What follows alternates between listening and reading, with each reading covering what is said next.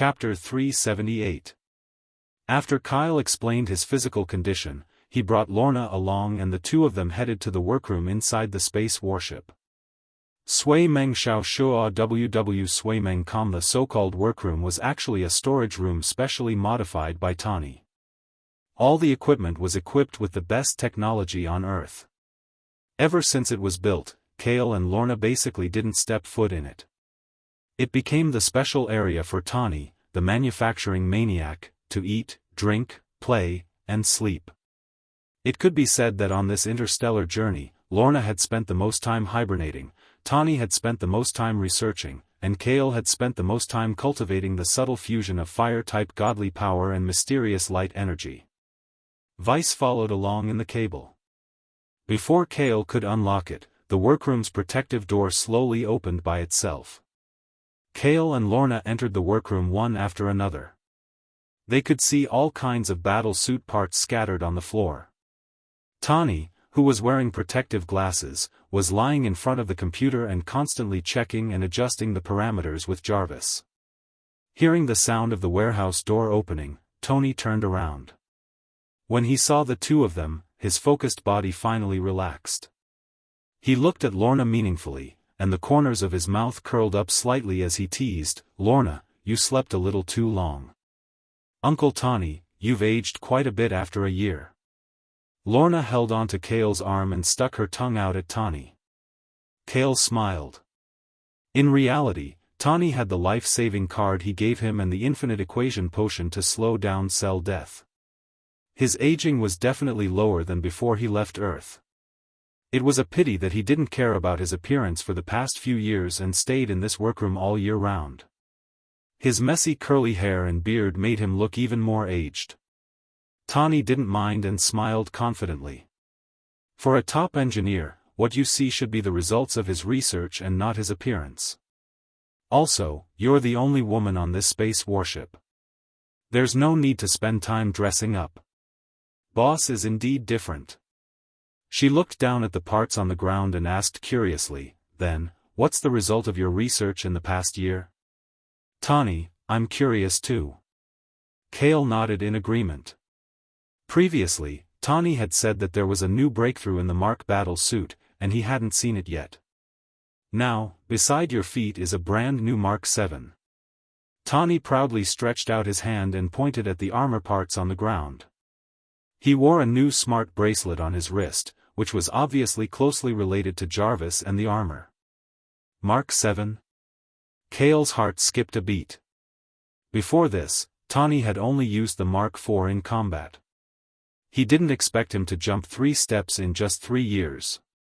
This pile of scrap metal? It can't be, right? Lorna blinked in disbelief. Then take a good look.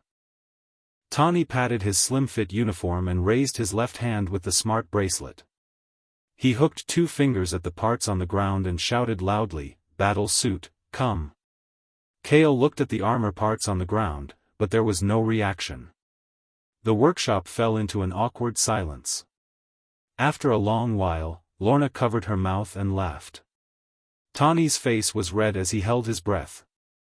He stared at the parts on the ground and urged, "Come on, please succeed for me once."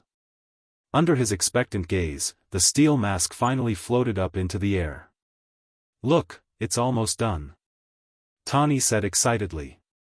Before he could finish, the steel mask suddenly sped up and landed on Lorna's palm. Damn magnetic field control. Tani almost fainted when he saw this. "All right, Lorna. Stop messing with Tani. And Vice, you're also secretly influencing Jarvis, aren't you?"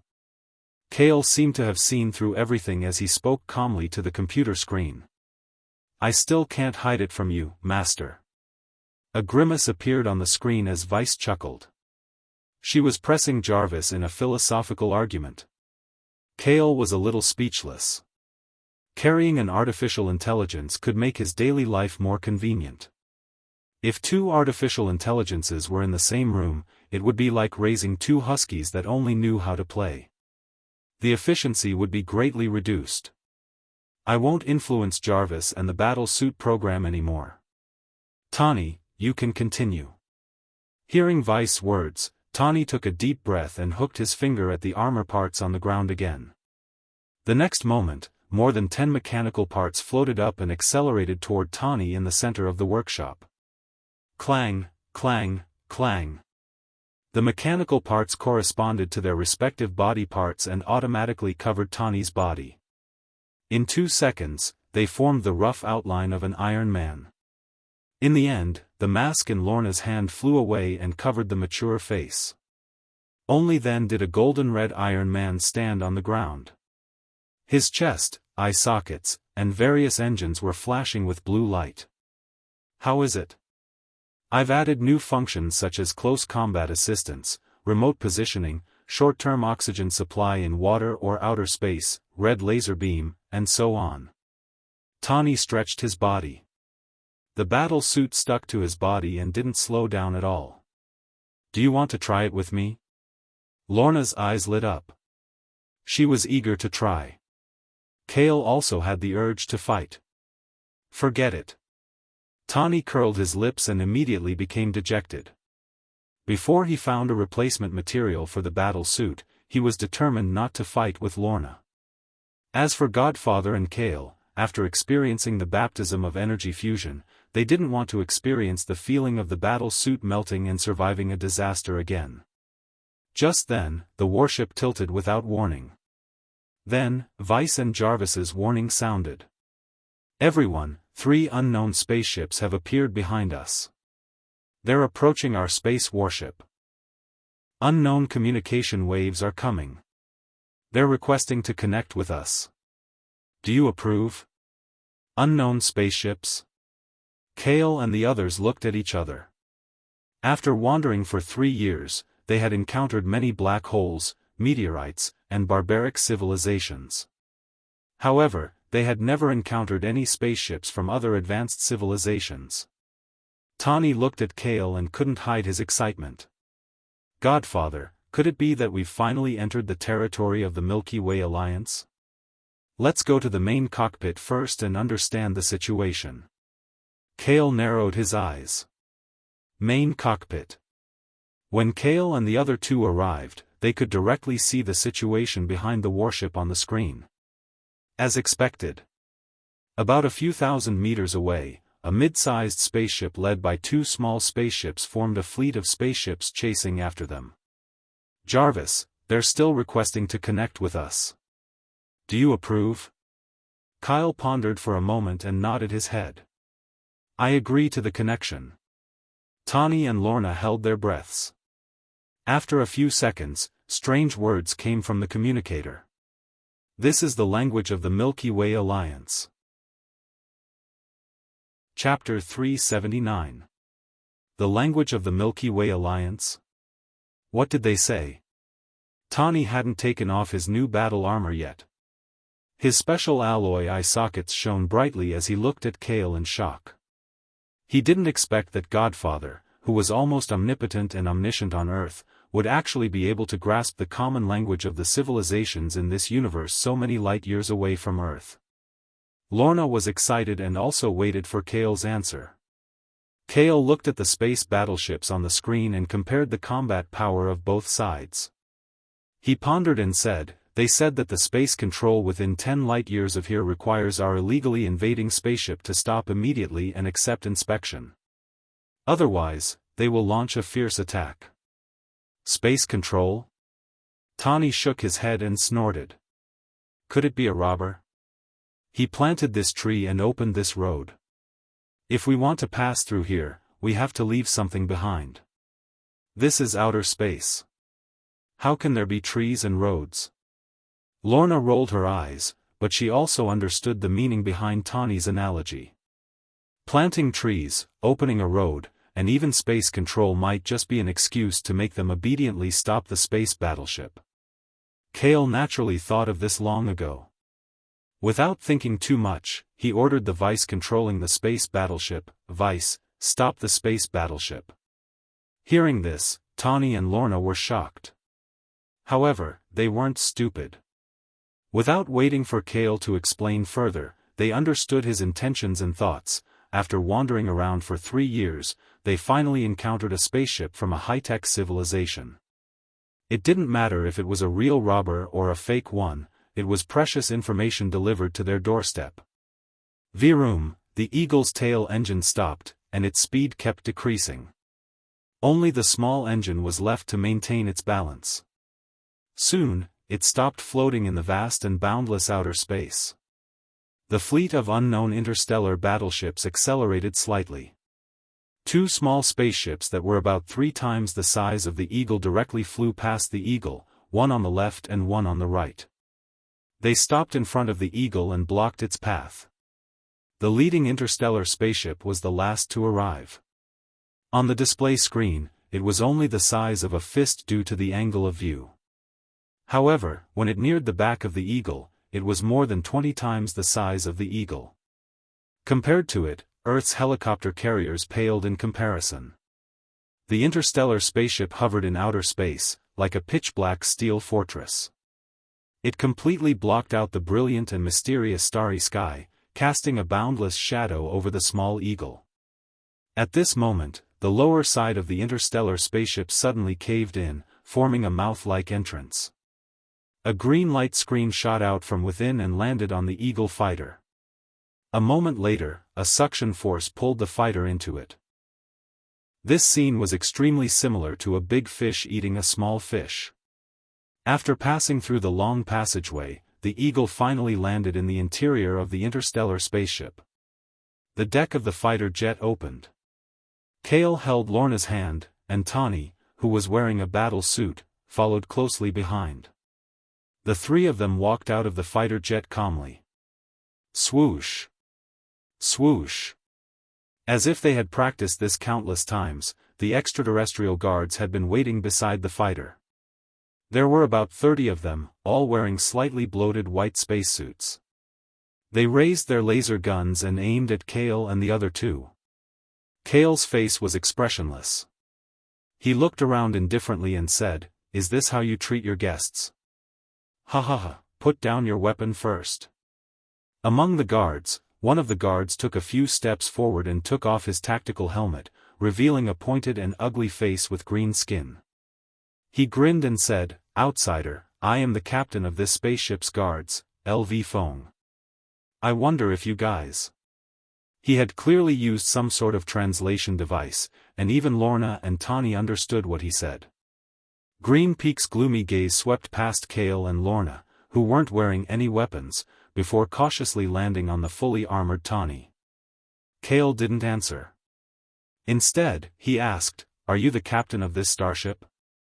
LV Fong was stunned. He shook his head lightly. "Then take us to see the captain." "I don't want to say anything to a hired thug." Kyle glanced at LV Fong, his eyes full of disdain and arrogance, just like a condescending and arrogant attitude. LV Fong seemed to be used to it and wasn't angry. He cheerfully extended his hand and gestured. "Please come this way. The captain is waiting for you in the reception room." Kale didn't answer.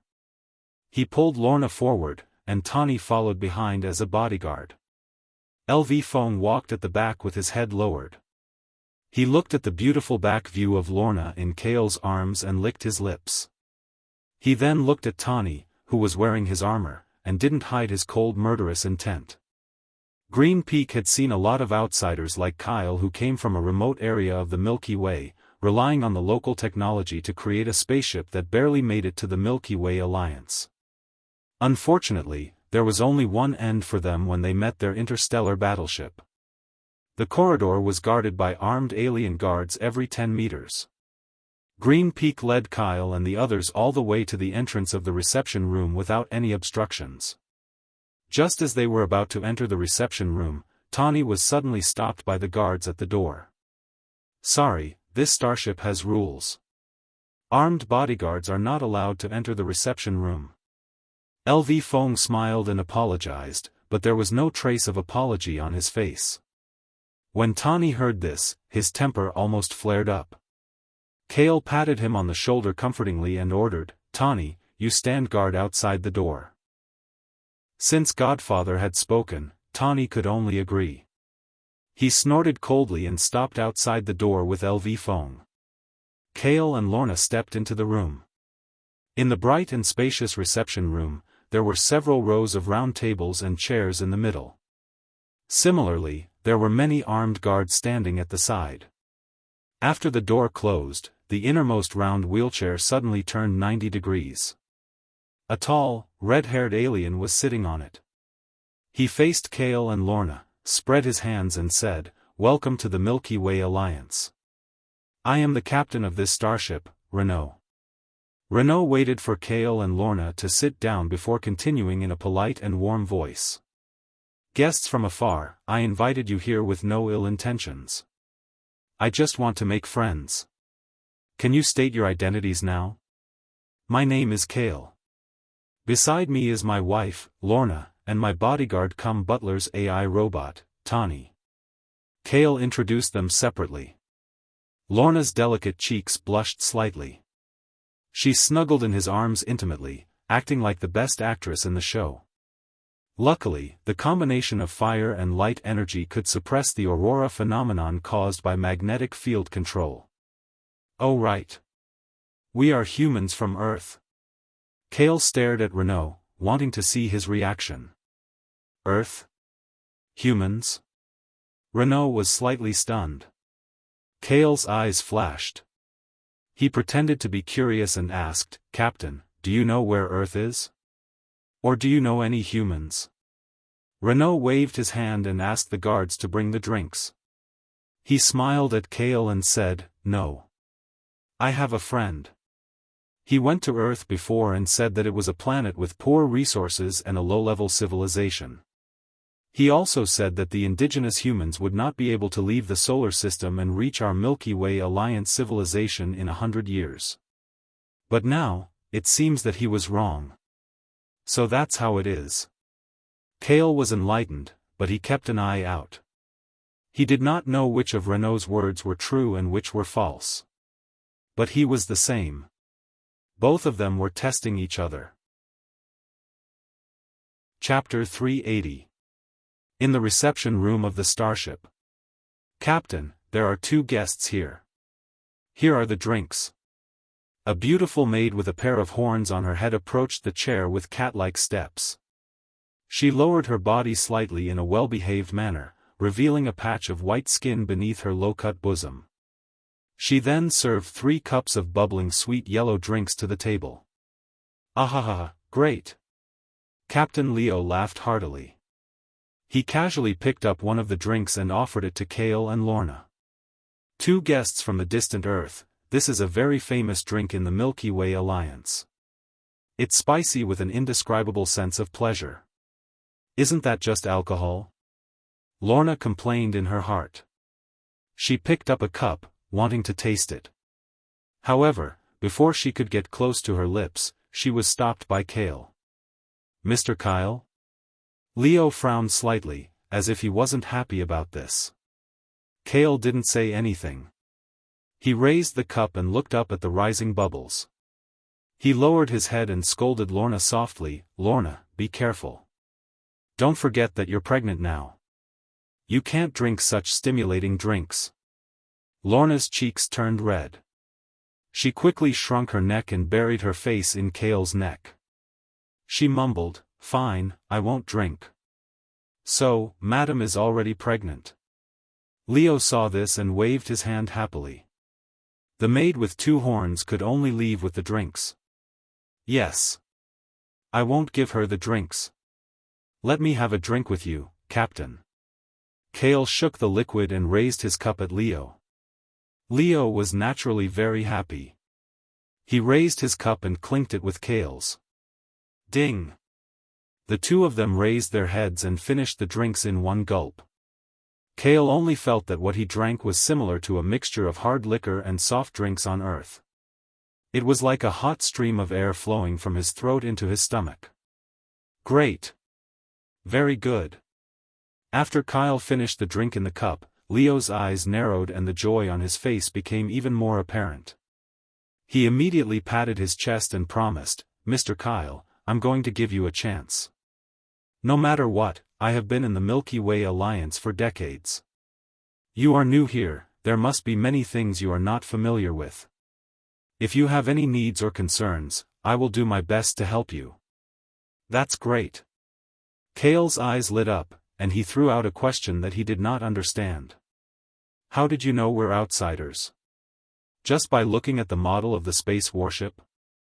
Leo laughed involuntarily and shook his head. Of course not. There are so many planetary civilizations in the Milky Way alliance, and countless of them have reached the technological level of making spaceships in outer space. There are thousands of space warship models, so how could it be so easy to identify the pilot's origin through the model of the space warship? Kale nodded and waited for his further explanation. Let's put it this way. Ordinary planetary civilizations were basically self-sufficient, and rarely would they drive spaceships to wander outside. After all, in the boundless outer space, there are too many unknown and known dangers lurking. Leo raised 3 fingers and said slowly, spaceships that go out all have distinct power symbols, and only 3 types of people will drive spaceships outside. The first type is people who are under the protection of the New Star Empire. New Star is one of the most prosperous economic planets in the Milky Way alliance. Many people who are looking for business, trade, and goods will choose to go to New Star. The second type is people from the Kree Star Empire. The Kree people pursue battle and slaughter, and often want to start large-scale wars in the Milky Way alliance. Speaking up to this point, he suddenly stopped. Captain, who is the third type? Kale asked curiously. Leo smiled and said, the third type is the interstellar hunters. They don't belong to any civilization, and they only wander the outer space for money and resources. On many civilized planets, there is a profession called intermediary. From the intermediary, interstellar hunters can receive bounty missions from civilized planets, hunt creatures with bounties on them, or search for rare items, and so on. Kale's heart skipped a beat, and he asked anxiously, intermediary, do they have a wide network? Leo answered very confidently, of course. The intermediary belongs to the gray area between the black and white apostles. As a middleman, they have dealings with all the major civilizations in the Milky Way alliance. It can be said that if there is any movement in the Milky Way alliance, the intermediary will definitely be the second to know. Kale and Lorna looked at each other. If they could find the intermediary, would they still not be able to find the whereabouts of Howard and the rest? Kale didn't think too much, and directly said to Leo, Captain, I want to talk to you about a business deal. Oh, what kind of business? Leo instantly became interested, and habitually rubbed his palms together.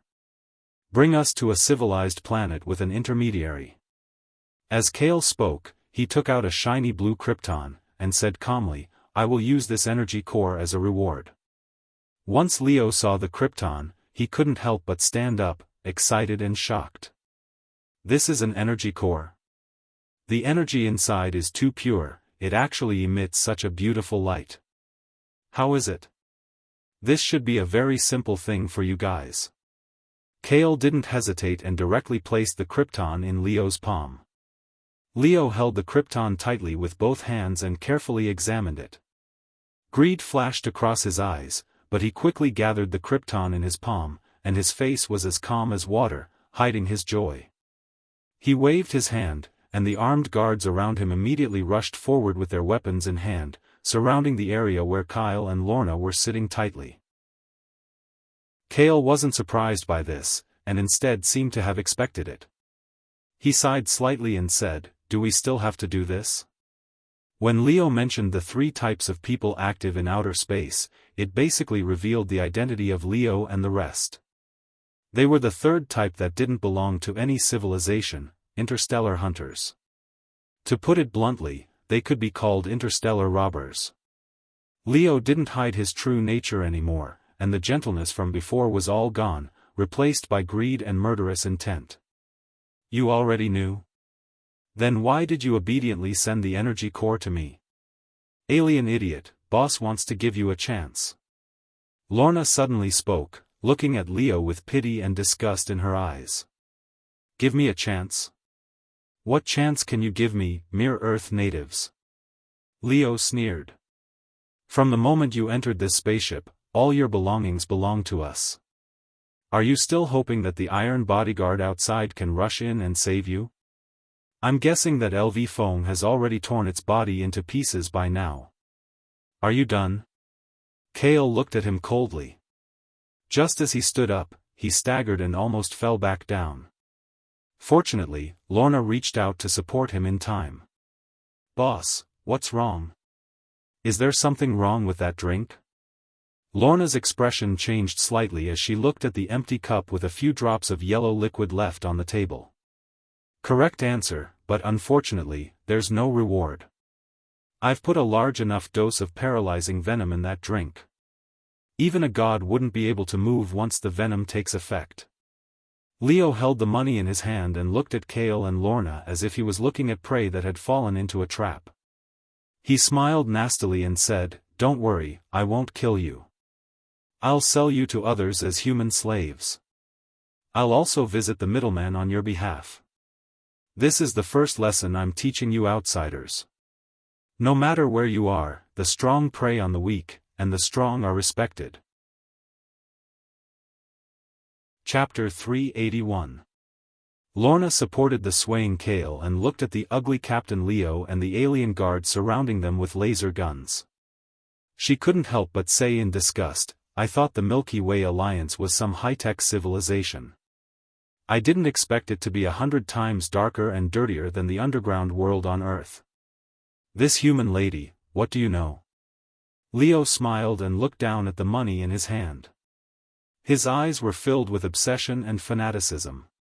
He laughed and said, "No matter what alien race it is, when a technological civilization develops to the end, the ultimate pursuit is resources. Resources are the needs of life. Some races are even willing to give up their home for resources and step into outer space, which is full of death and danger. There are even some races that can launch an interstellar war that covers an area of more than 10 light-years just for a planet rich in resources. The Milky Way Alliance is indeed the largest and most prosperous civilization galaxy. But because of this, our demand for resources has reached an exaggerated level." Leo put away the money without any guilt. He said matter-of-factly, "Plus, we are interstellar hunters. Plundering resources in outer space is a normal thing." Behind the magnificent civilization, there was a bottomless darkness with an extremely high degree of bloodshed. This was the current situation of the Milky Way Alliance. The closer it was to the end of civilization, the more ancient the laws would be. Lorna was silent for a while. Her expectations of the Milky Way Alliance, the peaceful coexistence of advanced technology and alien races, were completely shattered. Kale shook his head and said to himself, "The end of development and evolution is no longer beauty and peace, but a serious lack of resources. This is really comical." A name suddenly flashed across his mind. Thanos. "Okay, I've said enough. Guards, capture the two of them." Leo waved his hand and a few alien guards immediately stepped forward. They took out devices that looked like the upgraded version of shackles and were about to bind the poisoned Kale and the weak Lorna. Boom, boom, boom, boom. At this moment, outside of the reception room, the sound of intense and powerful explosions could be heard faintly through the thick steel plate protective door. Even the floor of the interstellar spaceship started to shake. "What's going on?" Leo's expression changed. There was clearly an exchange of fire outside the door. Kale laughed and said, "Captain, you didn't think that my iron bodyguard would be so easily taken care of by your men, did you?" Lorna also smiled. These arrogant aliens knew nothing about the power of the Iron Man suit created by Tani, the genius engineer recognized by Earth.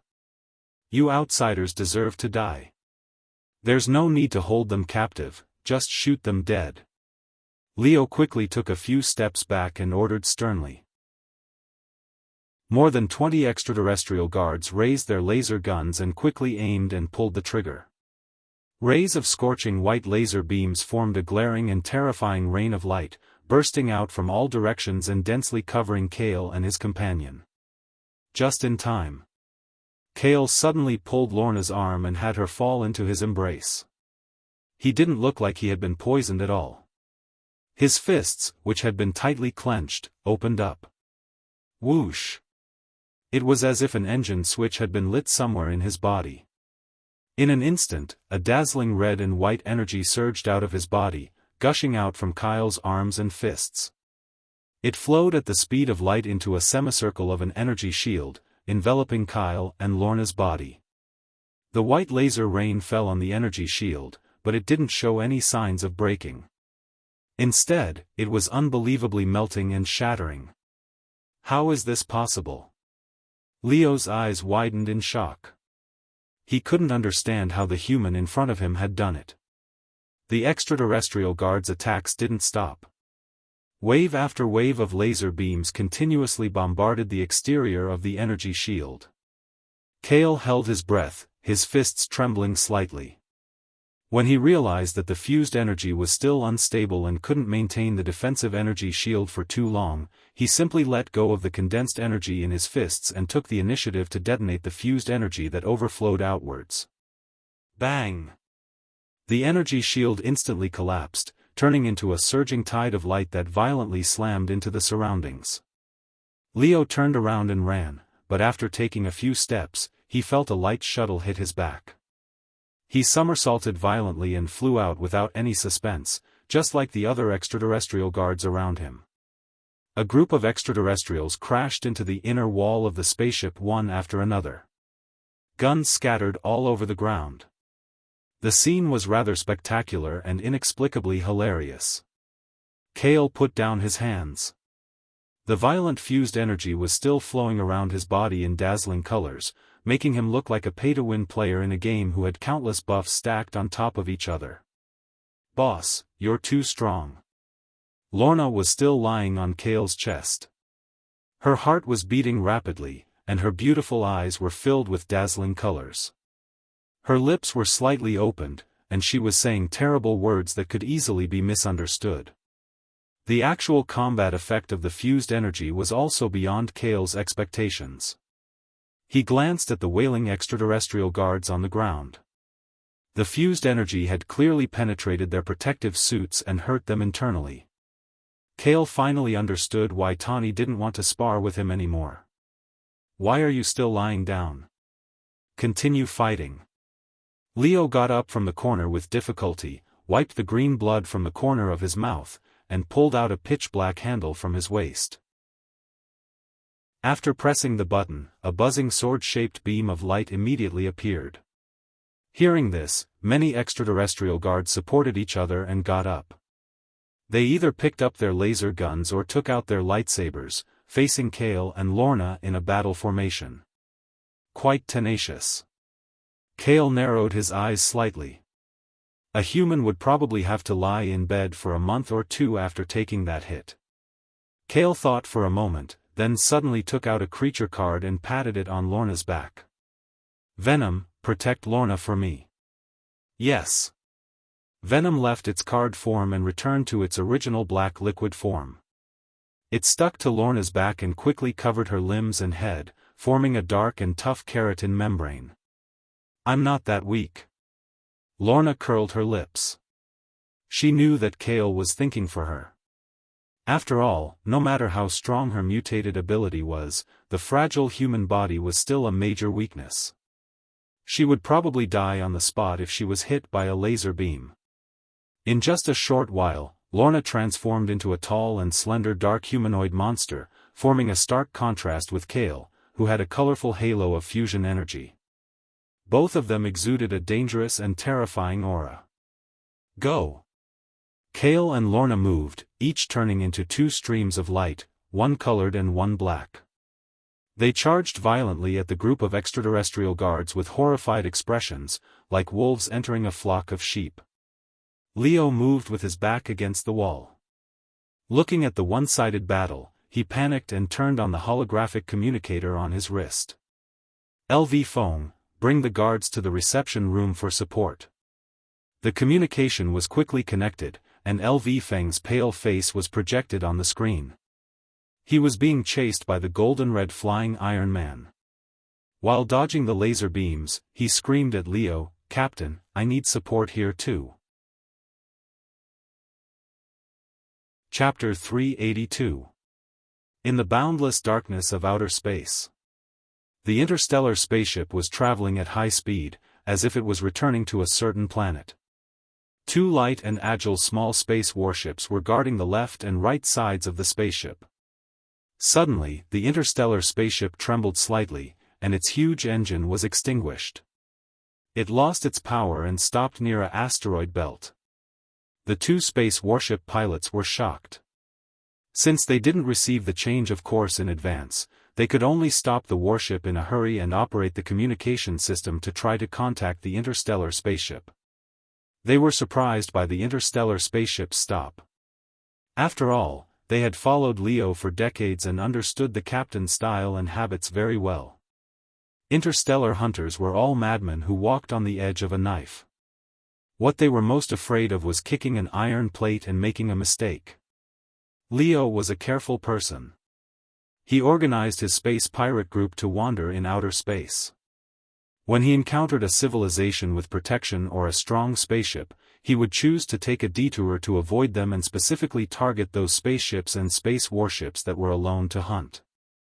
Once the hunt was successful, the interstellar spaceship would immediately stop committing crimes and hide in some remote planets. After a period of time, they would go out and target other targets. Leo could be said to be the typical representative of bullying the weak and fearing the strong.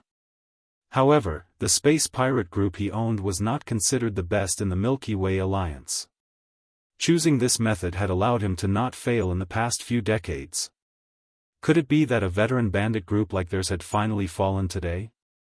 Before the alien pilots could figure it out, they saw the interstellar spaceship suddenly activate its laser cannons and aim the cannons at their space warships. No!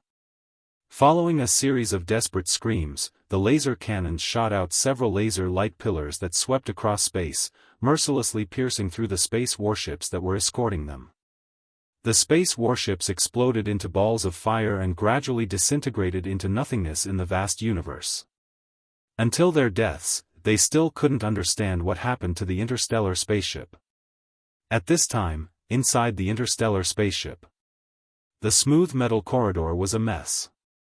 It seemed to have been through the cruel baptism of battle. At a glance, the corpses of the alien guards were strewn all over the place. Their heads were violently twisted, their bodies were fatally injured by lasers, or their muscles were mostly melted by some kind of energy. The floor, walls, and ceiling all had burn marks from the laser cannons. In front of the main cockpit. This was the last area where the battle came to an end. In front of the door, there was a small mountain of alien guard corpses. Green blood flowed all over the ground, emitting a disgusting stench. Inside, Kale sat calmly in the captain's seat. His spacesuit and boots were spotless. If it weren't for the sweat on his forehead, he wouldn't look like he had just gone through a fierce battle. Beep!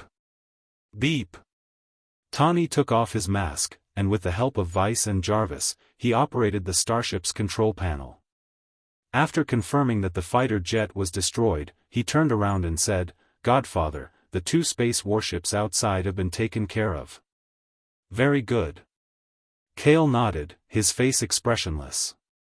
Captain Leo and the captain of the guards, LV Fong, knelt on the ground with wounds all over their bodies. Their wrists were bound by a twisted steel pipe, and when they heard Tawny's words, they showed even more despair. At this moment, a black shadow flashed past the door. As the venom-covered cuticle faded, Lorna's beautiful body was revealed. She clapped her hands and walked toward Kale as if she was asking for credit. "Boss, it's all cleaned up. Compared to mutated abilities, close combat is much more enjoyable. You're wasting your talent ability." Kale rolled his eyes. If it was any other mutated ability, it would be fine, but this was magnetic field control, which was equivalent to a god's chosen skill. Although Lorna's body was still a big weakness, as long as she could perfectly control the magnetic field, not to mention a rain of bullets, even intercontinental missiles, or even atomic bombs couldn't do anything to her. Magnetic field control could counter almost all technological creations. Okay, of course I'll practice digging properly. Lorna stuck out her tongue. In front of Kale, she was like an ordinary little girl. She obediently walked to his side and stood next to his chair, fiercely kicking the two aliens kneeling in front of her. Tani also walked down from the control panel and stood on the other side of Kale's chair with Lorna. Under the indifferent gaze of Kale and the other two, Leo and LV Feng trembled slightly and didn't even dare to breathe loudly. They lowered their heads and didn't dare to meet their eyes. In the Milky Way Alliance, the combat value of humans was 5, which meant that they weren't dangerous at all, but today, these 3 humans from Earth were all terrifyingly strong. They all transformed into Demon King monsters and casually killed all the armed guards of an interstellar spaceship. Don't you have anything to say? Kale said calmly. Leo raised his head and said with difficulty, Mr. Kale, I think this is a misunderstanding, a very big misunderstanding. Oh, misunderstanding? Lorna smiled and reached out her hand. Accompanied by a green glow, a shiny blue Krypton coin suddenly flew out of Leo's pocket. She caught it in her hand and shook it gently. What is this? This. Leo's face was pale. He wanted to say something but stopped. Finally, he sighed and said dejectedly, I admit defeat. I can give you everything I have. I just hope you can let me go. That's what you said. Kale smiled, snapped his fingers, and ordered, Venom, go. Venom immediately stretched out a black tentacle from Lorna's body and circled around Leo's neck like a poisonous snake. The head of the tentacle transformed into a sharp needle and aimed at his temple. Leo's skin trembled slightly. He felt a chill at the back of his head. He looked at Kale in horror and said loudly, What are you going to do to me? Didn't you say that you can give me everything? Kale said calmly. Of course, that includes your memories and life. You demon. Leo was so scared that his entire body was trembling. He cursed out loud in fear, but before he could finish his sentence, his voice suddenly stopped in shock. It was Venom's black tentacle that pierced straight into Leo's temple and into his brain tissue. It began to forcibly search for beneficial memory information. 3 seconds later, Venom pulled back the tentacle and Leo collapsed to the ground. His eyes were wide open and white brain matter flowed out of his temple. Lorna nodded at Kale and said with a smile, Boss. Venom said that he has obtained detailed information about the location of the intermediary. What about his friend who has been to Earth? Kale asked. Lorna transmitted a message, Venom said. That person is also an interstellar hunter called Yondu. Leo himself is not very familiar with him. They just drank together. There are often disputes between interstellar hunters over resources. Yondu? Kale touched his chin. He had a faint sense of familiarity with this name. Chapter 383. Yondu, Star-Lord, Guardian of the Galaxy. This series of information flashed through Kale's mind, but he didn't trace it back too much. After all, his purpose was only to find Howard and others who had shown their traces in the Galaxy Alliance. There was no need to intervene in the affairs of the Guardian of the Galaxy.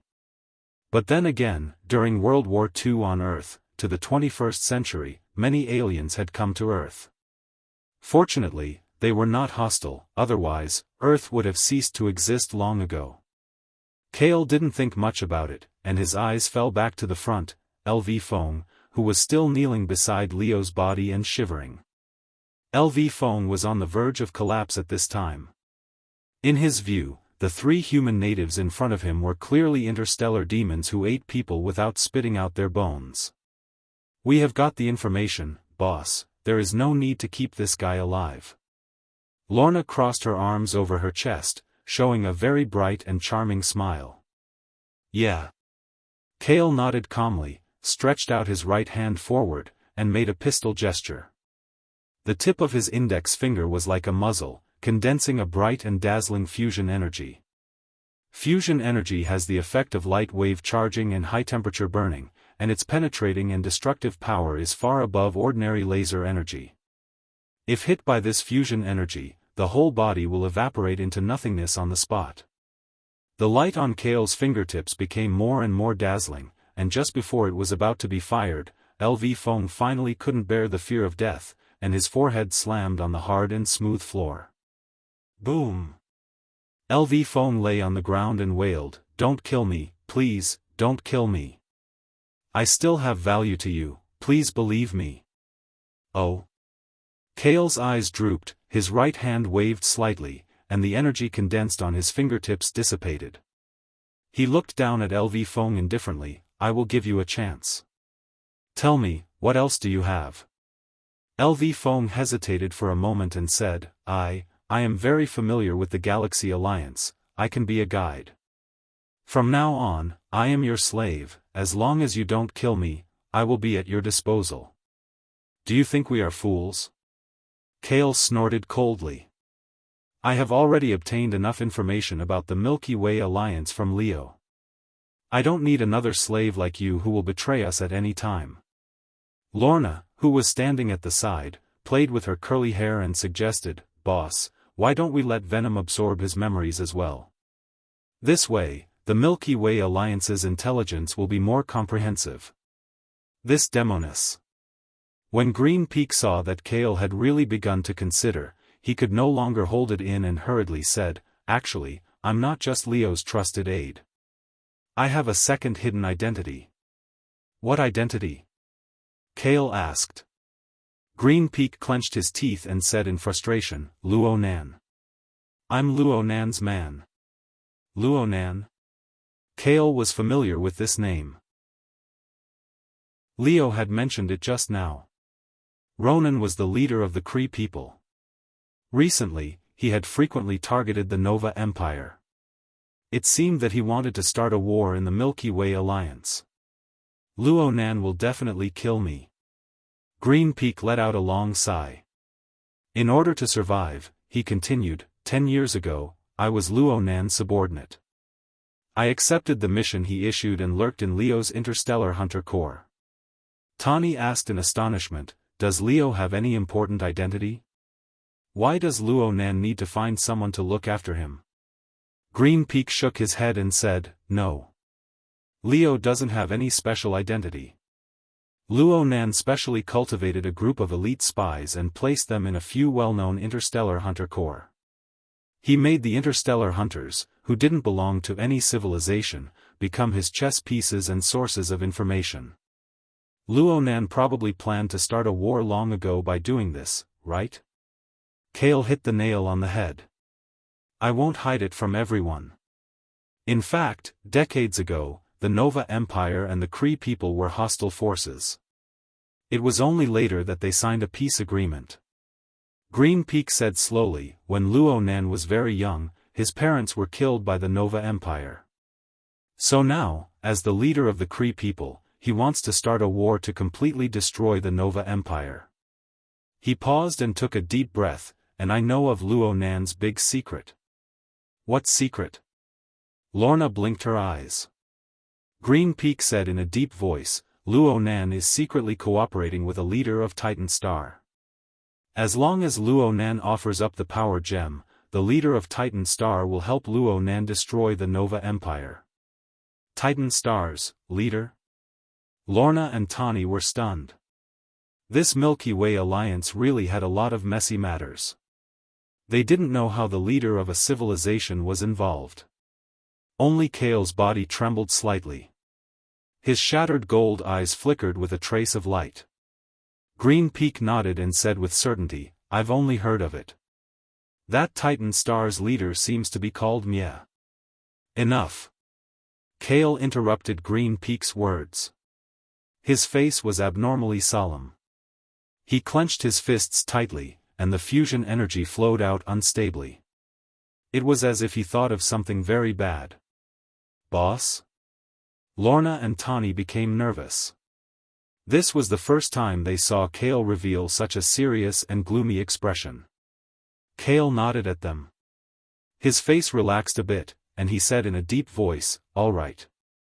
The grudge between Nova Empire and the Kree has nothing to do with us. Our top priority is to find Howard and the others as soon as possible and return to Earth safely. Once that man was involved, things would become serious." With Kale's current strength, even if he couldn't beat Thanos, he was still quite confident in staying alive.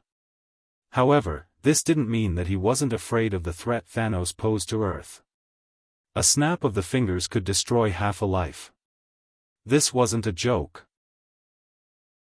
Kale looked at Green Peak and said coldly, "Since you've revealed Luo Nan's secret, I believe you know that there's no turning back." Green Peak nodded vigorously. He had already shown his loyalty. Kale waved his left hand, and an item card was pulled out. It materialized into a metal electronic collar on the ground. "This is a self-destruct collar. The remote control is in my hand. Press the button on the remote control, or forcefully remove the collar, and it will detonate a bomb. The person wearing it will be blown into a headless corpse. Put it on." Green Peak hesitated. Under the threatening gazes of Lorna and Tawny, he could only helplessly put the collar on himself. "If we achieve our goal in the end, I will return you your freedom before we return to Earth." Kale narrowed his eyes. The best way to treat a slave was to beat them with a stick and then give them candy. "As you command, Master." Green Peak was overjoyed. He quickly changed his words. Kale asked without any trace of politeness, "Which planet is suitable for us to go to?" "Nova Empire." Green Peak blurted out, "Nova Empire is a flourishing planet in the Milky Way Alliance. It possesses a high level of technology and civilization. It's equivalent to the economic hub of the Alliance. Even outsiders with no status can freely enter and leave." "Very good." Kale snapped his fingers and gave the order, immediately set off for Nova Empire. Chapter 384. New Star Empire, Extraterrestrial Freedom Square. Illuminated by the light that was even brighter and hotter than the sun, countless translucent, flat, egg-shaped buildings stood like a dense forest of steel. The surface of the buildings reflected the dazzling light, making the low Freedom Square in the middle look extremely spacious. In the open Freedom Square, music fountains and entertainment facilities were all available. Security robots patrolled in the air while sweeping robots were busy on the ground. This showed the tip of the iceberg of the local superior and advanced technology. The square was filled with people. Most of them were the local new stars. Their appearance was not much different from humans. They also walked on 2 feet, but the hair on their heads was like a feather crown, fluttering elegantly in the breeze. Those are the main race that lives in the New Star Empire civilization, New Stars. They are a cold-blooded humanoid race that evolved from the descendants of birds. Among the group of people strolling in the Freedom Square, Green Peak had completely entered the role of a guide. He humbly lowered his body and explained to Kale, who was the leader of the group beside him. Kale nodded and sighed in his heart. No matter what race it was, the final evolution trend was to be humanoid. After all, this was the Marvel Universe. The local new stars walked past Kale and the others. They glanced at them and quickly looked away as if nothing had happened. Lorna held onto Kyle's arm as she scanned the surroundings with her beautiful eyes. She was both surprised and astonished as she said, "Why don't they find it strange at all when they see us outsiders?" "Hee, Miss Lorna, please take a look over there." Green Peak reached out and pointed to the left. Kale and the others looked over and saw a group of extraterrestrials walking out from the crowd of short new stars. The tall ones were more than 2 meters tall, their skin was as rough as stone. They were carrying giant maces and giant hammers and other cold weapons. When they walked, even the ground shook slightly. Many new stars had no choice but to dodge to the left and right. And there. Green Peak pointed to another place. There were a few short orcs that had not fully evolved into human form. They either had ears or a tail. They were running through the crowd and playing. The new stars were also used to this. How many extraterrestrials are there here? Lorna's eyes widened. She hadn't noticed it earlier, but now that she took a closer look, she realized that there were far more than just stone giants and orcs in the square. There were also many non-newbie alien creatures strolling around. Countless. Green Peak chuckled. The New Star Empire, as one of the three major alien empires of the Milky Way Alliance, although the New Star Empire is the majority, it is also the gathering place of countless alien races, cultures, and worlds. Therefore, even if you are an outsider, you will be accepted here without prejudice. Powerful national strength, freedom and equality, extremely advanced technology, supreme wisdom, this is truly a good place. Kale sighed softly. If Earth wanted to reach the level of a new star, it would probably take a very long time. However, if alien forces were to invade Earth, the Black Panther Nation would implement external development, and the Norse gods would migrate to the solar system. Earth civilization would undergo an explosive evolution. Hey. Where did Tawny go? Lorna looked around and suddenly realized that Tawny had disappeared. There were only 3 people left in the team, including her.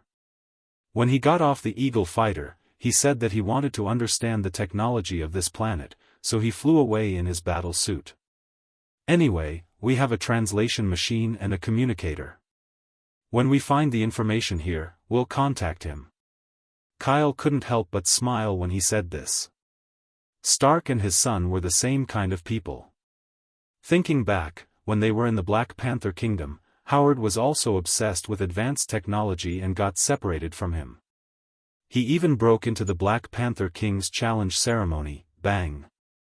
At this moment, along with a loud commotion, in an area not far from Kyle and the others, there seemed to be a dispute between 2 creatures, scaring many of the Nova's people and causing them to flee, quickly clearing out an empty space for them. What's wrong? Lorna stood on her tiptoes and looked over curiously. Unfortunately, she was still a distance away and couldn't see clearly. Master, Miss Lorna, it's best if we don't pay attention to it. Green Peak was an experienced person, so he quickly gave a suggestion. Due to the large number of races in the Nova Empire, conflicts and disputes are common. However, most of them are caused by new outsiders. If you cause trouble in the Nova Empire, the consequences will be very tragic. Then don't worry about it. Let's go find the mediator first. Kale replied coldly. He had just taken a few steps when suddenly, a scream came from the dispute area, causing him to stop abruptly. What's wrong, boss? Lorna looked at Kale in confusion. I think I've heard this voice somewhere before. Kale frowned and turned his gaze to the dispute area that was full of human walls. There was someone he knew in this new star empire far away from Earth? At this moment, in the dispute area, the 3 stone giants surrounded each other like 3 small mountains. They coldly stared down at the little guy who was surrounded by them. That little guy seemed to be the amalgamation of a bear and a rat, only the size of 2 palms. His ears and tail drooped as he laid on the ground, trembling all over. He repeatedly wailed, I was wrong, I was really wrong, 3 stone men, big brothers. It hugged its injured leg, the blood that seeped out slowly dyed its white fur red. You want to steal our things? Are you tired of living? One of the stone giants snorted. I'm hungry. The white bear weakly explained. Hungry? Speaking of hungry, I'm also quite hungry right now. The stone giant looked at the white bear and licked its dry and rough lips. If we don't teach it a lesson, it'll think us 3 brothers are easy to bully. Be gentle, don't smash it into meat paste. It's hard to deal with. I'll do it. The 3 stone giants obviously still thought that this was their home planet and ignored the rules of New Star Empire. After a cold-blooded discussion, one of the stone giants rolled up his sleeves and walked out. He raised his mace high and smashed it down under the white bear's desperate expression and the surrounding New Star Empire people's exclamations. In a flash, a colorful stream of light flashed across the field and went straight between the stone giant and the white bear. Fast. The speed of light was too fast. It was so fast that the audience thought they were seeing things. They blinked and saw a silver-haired young man standing in the middle of the field. His left hand was blocking the bottom of the mace, and his back was facing the stone golem. His right hand was lifting White Bear from the ground. Huh! The stone giant's eyes were wide open. Its palm held the handle tightly and poured all its strength into the mace. However, no matter how much its arm muscles trembled, the mace could not be lowered even a little bit. How is this possible? The other two stone people were also shocked. It should be known that the stone people were one of the strongest fighting races in the Milky Way Alliance. The silver-haired young man casually held the mace and ignored the stone giants. Instead, he smiled at the white bear. Hi, long time no see. You are. The white bear was extremely weak. It struggled to open its eyes. The moment it recognized the silver-haired young man, it could no longer hold back its tears and sobbed. Kale, I missed you so much. Chapter 385. Kale, I missed you so much. I really missed you to death. You suddenly left Sokka Star and didn't even take me with you. Are we still friends? It's been 5 years. I thought I would never see you again. Woo, looking at the little white bear crying in his hand, Kyle's mouth curved into a smile. He didn't think that he would actually run into an old friend in Xing Xing. That's right. The one he saved was the genetically modified creature he met on Sokka Planet, his guide and subordinate, Bai Bo.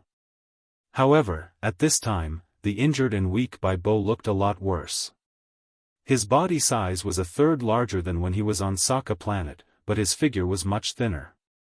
His white hair was dispirited and dirty, and his broken leg was still dripping with blood. Kale, it's really you. Am I dreaming? Cough cough. Bai Bo's breathing was weak. He coughed violently and spat out blood and internal organs. Obviously, the stone man didn't hold back in his attack. Of course it's me, Bai Bo. I told you on Sokka Planet that as long as you follow me, I'll make sure you'll be safe. Kale showed a rare gentle smile and said confidently, since I'm here, you'll be fine. I remember. Bai Bo endured the pain and forced a smile, revealing a row of white teeth. Then, he closed his eyes and fainted. Leave it to me. Kale nodded and turned around calmly. He looked at the stone man in front of him and a cold light flashed in his eyes. Who are you? Do you want to stand up for that little rat? The stone golem stomped on him and roared. It held the mace with both hands instead of one. Its muscles bulged as it exerted all its strength, wanting to use the mace to crush Kyle and Bai Bo into meat paste. Haven't you heard of this saying? You have to look at the owner before beating a dog. Kale sneered. He suddenly put more strength into his hand. The mace he was holding seemed to be made of plastic. It immediately caved in, leaving shocking finger marks. Bzzzt bzzzt. Qi Xian's fused energy burst out, twining around Kale's fingertips and spreading outwards. The mace was corroded and evaporated at a speed visible to the naked eye. This stone golem was shocked. He quickly let go of the handle and watched as his steel mace turned into a small pile of scrap metal. Big brother, don't be afraid. Let us help. The other two stone golems thought that since it was 3 against 1, there was no reason for them to be afraid of retreating. Thus, they took a step forward. The 3 stone golems were like the walls of a fortress, casting a shadow that covered a large area around Kale. Kale's face was as calm as ever. To him, there was not much difference between 1 stone golem and 3 stone golems. When the difference in combat strength was too great, it would be like an ant to an elephant. There was no threat at all. Kale's eyes were filled with endless coldness. He threw the scrap metal aside and slowly opened his left palm towards the 3 stone golems. Like the palm engine of Tani's Mark battle suit, his palm condensed dazzling and scorching energy. The cold killing intent that was almost tangible, and the oppressive aura of a high-dimensional evolved life form rose steadily. Kale was really angry. He did not want to hide his strength anymore. He directly used the strongest and most effective method to send these small fries to hell. The 3 stone golems originally wanted to take the initiative to attack. However, in front of Kale at this moment, their 2 rows of teeth began to knock against each other, making crisp and terrifying sounds. Their whole body involuntarily showed signs of trembling. Their feet seemed to be filled with mercury and could not move. Fear. Fear that originated from the depths of their genes. The Stone Golem race was considered a famous fighting race in the Milky Way Alliance. Their rock-solid defense allowed their race to basically do whatever they wanted in the starry sky. But now, they felt an innate fear that went deep into their genes from Kale, a human. How is this possible? Cold sweat seeped out from the foreheads of the 3 stone golems. In the Milky Way Alliance, there was an ancient rumor: when a creature evolves to the extreme, its existence has the possibility of reaching supreme intelligence. Supreme intelligence was usually the founding elder and guardian of a huge civilization. They could abandon their bodies at will and transform into all forms of cognition. They had an endless lifespan like the galaxy. Their consciousness could peek into the mysteries of life and explore the truth of the universe. To the weak, supreme intelligence was the god of heaven. To the strong, supreme intelligence was the embodiment of fear. The stone golems had seen a supreme intelligence before, and from Kale, they actually felt an inconceivable fear that was almost the same. In the eyes of outsiders, the 3 stone golems seemed to be possessed. They stood motionless on the spot, still allowing the fusion energy accumulated in Kale's palm to become brighter and brighter. Green Peak suddenly pushed aside the human wall. When he saw Kale attacking the stone golems, he anxiously shouted, "Master, have mercy." Seeing that Kale did not respond, Green Peak persuaded Lorna, "Hurry and ask Master to stop. It will be too late if we delay any longer." Lorna shook her head and looked at the scene. No one can stop an angry boss.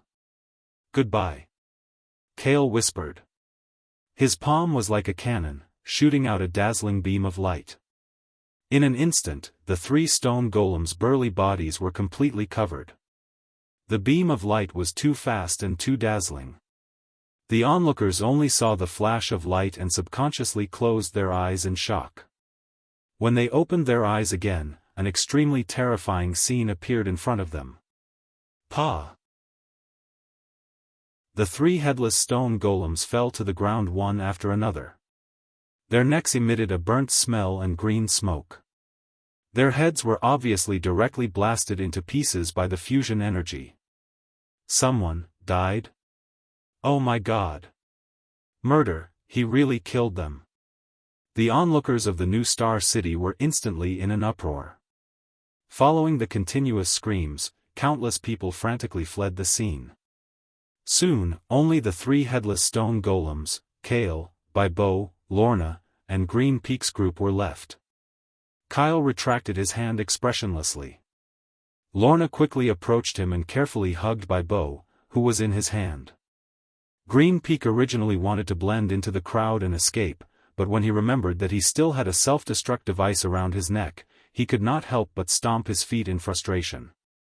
He rubbed his hair with both hands and said anxiously, "Oh no, oh no. Oh no. What's wrong?" Lorna looked at him and asked in surprise. Green Peak hurriedly said, "I should have told you guys earlier. The new Star City is indeed developing and pursuing freedom and equality, but we have to follow the local law and order. Causing conflict in the new Star City is already a serious crime, not to mention openly killing people. We will be arrested by the New Star City Army and sent to jail. As soon as he finished speaking, Kyle and Lorna sensed something and looked up. They saw that in the nearby sky, a dense group of fighter jets and aircraft had suddenly appeared. They quickly approached from afar and swarmed towards them in an overwhelming manner. At the same time, along with the shrill alarm on the ground, many colorful hover cars quickly arrived and surrounded the area where Kale and the others were. Chapter 386. In Freedom Square, where the crowd was scattered. It's over, it's over. We're completely done for. Green Peak looked at the sky around him and the flying machines that were as dense as locusts. He slapped his own head and realized that he could neither escape nor stay. He could only cry out in despair. We're not scared yet. What are you yelling for? Lorna glared at him. Green Peak's mouth twitched and he said with a sad face, "You don't understand. New Star's laws are extraordinarily strict. Just causing a dispute is enough to sentence you to death, not to mention killing a living thing without permission. We're now major criminals of New Star. Once we're caught, we'll be locked up in the strongest interstellar prison for the rest of our lives. I'd like to see what the New Star guards can do." Although Lorna said that, looking at the sky and the ground around her and the New Star Army that was sweeping over like a disaster, she also knew the pros and cons of the situation. New Star was one of the top civilizations in the Milky Way Alliance. It had strong national strength and extremely advanced technology. Their armed forces were naturally not to be underestimated. Although she had the confidence and capital to be proud of her magnetic control, she definitely wouldn't dare to say that she could take on the forces of an alien civilization head-on. Lorna looked at Kale. "Boss, what should we do? Let's leave here first. There's no need to tangle with them." Kale was unbelievably calm, as if he didn't know how much trouble he had caused. Green Peak widened his eyes and groaned in disbelief. "Master, are you joking? Leave? How can we leave now? We've all been locked onto by New Star's satellites and New Star Army. With the flying speed of New Star's top technology, there's no chance of escaping at all. How would we know if we don't try?" Kale smiled faintly and called out, "Venom." Venom that was parasitic on him immediately extended a pair of dark wings with lightning patterns from his back. Seeing that the New Star Army was about to arrive, Kale didn't stay any longer. The dark cuticle quickly covered his entire body and the muscles on his arms continued to expand and elongate, like a pair of giant claws shaped like an evil black dragon. Kale reached out with both hands, grabbing Lorna and Green Peak in each hand. His wings seemed to flap behind him gently, and as the hurricane howled, he turned into a streak of black light, rapidly breaking out of the plaza. The hovering vehicles that had rushed to the scene from the ground were a step too late. They stopped abruptly and surrounded the small empty space. The New Star guard who got down from the car looked at the horizon and saw Kale and the rest who had become black dots in his vision.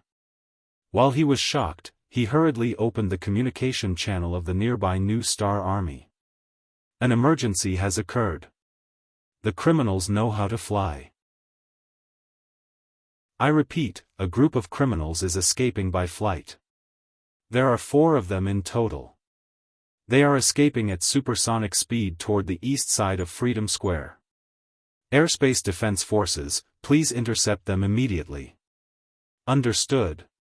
Team 1, prepare to launch a combined interception.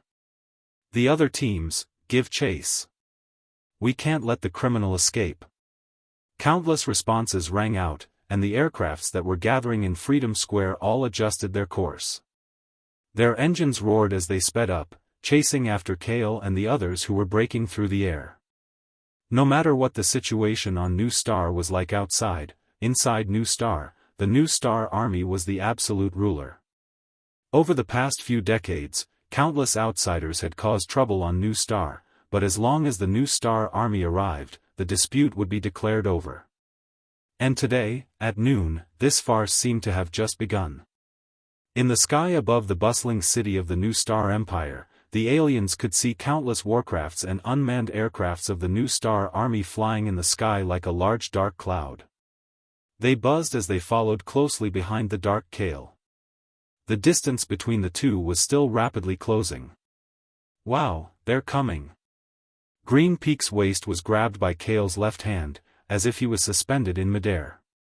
Due to the strong wind pressure, his four limbs drooped down and swayed wildly with the wind.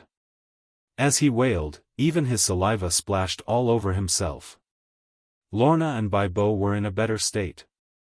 Kale purposely enlarged his right hand, making it look like a black cocoon that wrapped around the two of them, allowing them to avoid the wind pressure and suffocation they would feel when flying at supersonic speed.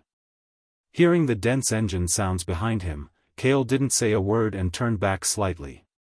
The New Star Army's warcrafts were still accelerating, and in less than half a second, the distance between them had shrunk from 100 meters to 10 meters. Two space warcrafts approached Kale from both sides and aimed at him. The equipped loudspeaker sounded an alarm. For criminals, please take note. You've violated Article 51 of the New Star Law, suspected of killing a living being, and Article 120 of the New Star Law, illegal escape. Please land on the ground immediately and surrender without a fight. Or else. I'll repeat it again. Without waiting for the loudspeaker to say anything, Kale's dark wings flapped, leaving circles of white airwaves in the air. His flying speed increased by another level, reaching a terrifying pseudo-light speed, pulling away from the New Star Army's aircrafts once again. Wah wah wah. Green Peak allowed the airflow to hit him, and his cries became even more heart-wrenching. Flying at pseudo-light speed, on Earth, even the most advanced rocket with the greatest firepower couldn't catch up. However, in New Star, flying at pseudo-light speed was only the basic standard of flying, and technology had long surpassed it. In just a short while, the New Star Army's aircrafts approached Kale's side again, and the loudspeaker sounded a warning. This is the last warning from New Star. If you don't land immediately, the army will use force on the criminals. Kale still didn't have the intention to respond, and he continued to fly at the limit of his dark wings. In the next moment, he suddenly frowned slightly, flapped his wings, and rose up abruptly. A few laser beams brushed past him. Please land immediately. The warning from the army's loudspeaker was like a shadow. At the same time, a few of the aircrafts that were the closest to him shot out linear light arcs, connecting them to form an orange net. As their flying speed increased, the giant light net was like a hunting prey, enveloping Kale's back. It's over. Green Peak rolled his eyes and tilted his head back. Seeing this scene, he revealed a tragic expression of relief. It's over? It's only just begun. Kale smiled and suddenly took a deep breath. A glaring light appeared on his golden shattering eyes, as if he had turned on the main switch, and a powerful force started to awaken in his body. ZZZ, the dazzling fusion energy was like a strong electric arc, surging from Kale's chest and increasing on the surface of his body like a buff halo. At this moment, Kale had completely turned into a dazzling stream of light, so fast that before the airflow and wind pressure became chaotic, he had already left them far behind. The giant light net was originally only 5 meters away and was about to catch up to Kyle. However, the moment the fusion energy appeared, the giant light net, the space warship, and even the laser beams from the cannons blurred and retreated at an extremely fast speed. The critical point of light speed was easily crossed, and then it continued to increase endlessly. The extraterrestrial pilots of the New Star Army's aircrafts looked out of the windshield at the criminal who they could only see a trace of tail flame, and they were all stunned like statues. Chapter 387. They stared at Kale and the others who were about to disappear into the horizon, bathing in the dazzling light energy and dragging a long and straight trail in the sky. While the pursuing New Star Corps were dumbfounded, the guards piloting the warships looked at the display in disbelief. They didn't see wrongly, they didn't see wrongly. The warship they were piloting had already activated its maximum engine horsepower, and its flying speed had even reached the critical point of light speed. But what made them feel hopeless was that the other party's speed was far above theirs. The space warships that originally had the advantage in speed could only watch as Kale and the others widened the distance between them. Was the criminal really going to escape? And it was under the situation where the new Star Corps, who specialized in air control, was mobilized.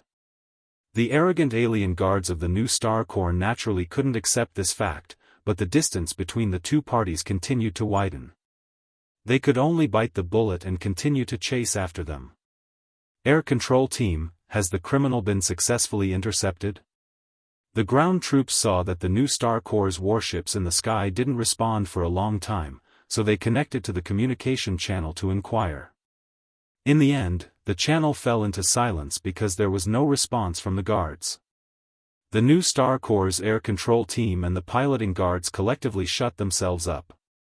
They were so depressed that they couldn't speak. How should they answer? Could it be that the criminals' escape speed was faster than their new star's most advanced warships? No one in the new Star Corps would dare to believe this. At this time, someone needed to stand up. The captain of the Air Control Team coldly ordered on the voice channel, "Continue to chase, we can't let the criminal escape. Gamble on the dignity of our new Star Corps that has dominated the Milky Way Alliance for hundreds of years." Yes. The Air Control Team pulled themselves together and responded, but reality was cruel. No matter how much they used the engine horsepower to chase, they couldn't even see the criminal's tail flames. Only the satellite surveillance screen still showed the target's cursor, and the distance between them was increasing by a few kilometers per second. They could only continue to chase, even if they couldn't catch up. Suddenly, a team forcefully connected to the channel. The captain of the team said calmly, "Just returned from patrolling outside the planet. Are you chasing after the criminal? Do you need our sanctions team's help?" It was the sanctions team of the new Star Corps. The Air Control Team chasing after Kale and the others was overjoyed, as if they had seen their savior. The new Star Corps had a clear division of labor. There were ground troops for internal security, air control troops, and sanctions team for external battles and defense. The sanctions force was the strongest army of the Nova Empire, the first and last line of defense. According to common sense, it was unprecedented for the sanctions team to participate in the arrest of criminals. It was like making a mountain out of a molehill. But at this moment, the new Star Army couldn't care so much. Letting the criminals escape in front of them was the greatest shame that the new Star Empire would never be able to wash off. Sanctions team, what's your general location? Very quickly, a guard from the Air Control Team asked excitedly. About 100 kilometers in front of you, the sanctions team quickly replied. That's great. The guards of the Air Control Troop were invigorated, as if they had just returned to heaven from hell. They said excitedly, "We will continue the pursuit. The criminal is heading your way. Please intercept him now. Attention, the opponent's movement speed is above the maximum flying speed of our fighter. Please intercept him on the spot." Understood. 100 miles away. Thousands of fighter jets from the sanctions team floated in the air. The fighter jets were all made from the same mold. Their bodies were a cold metallic grayish-silver color. They all opened their wings and reflected the strong golden light.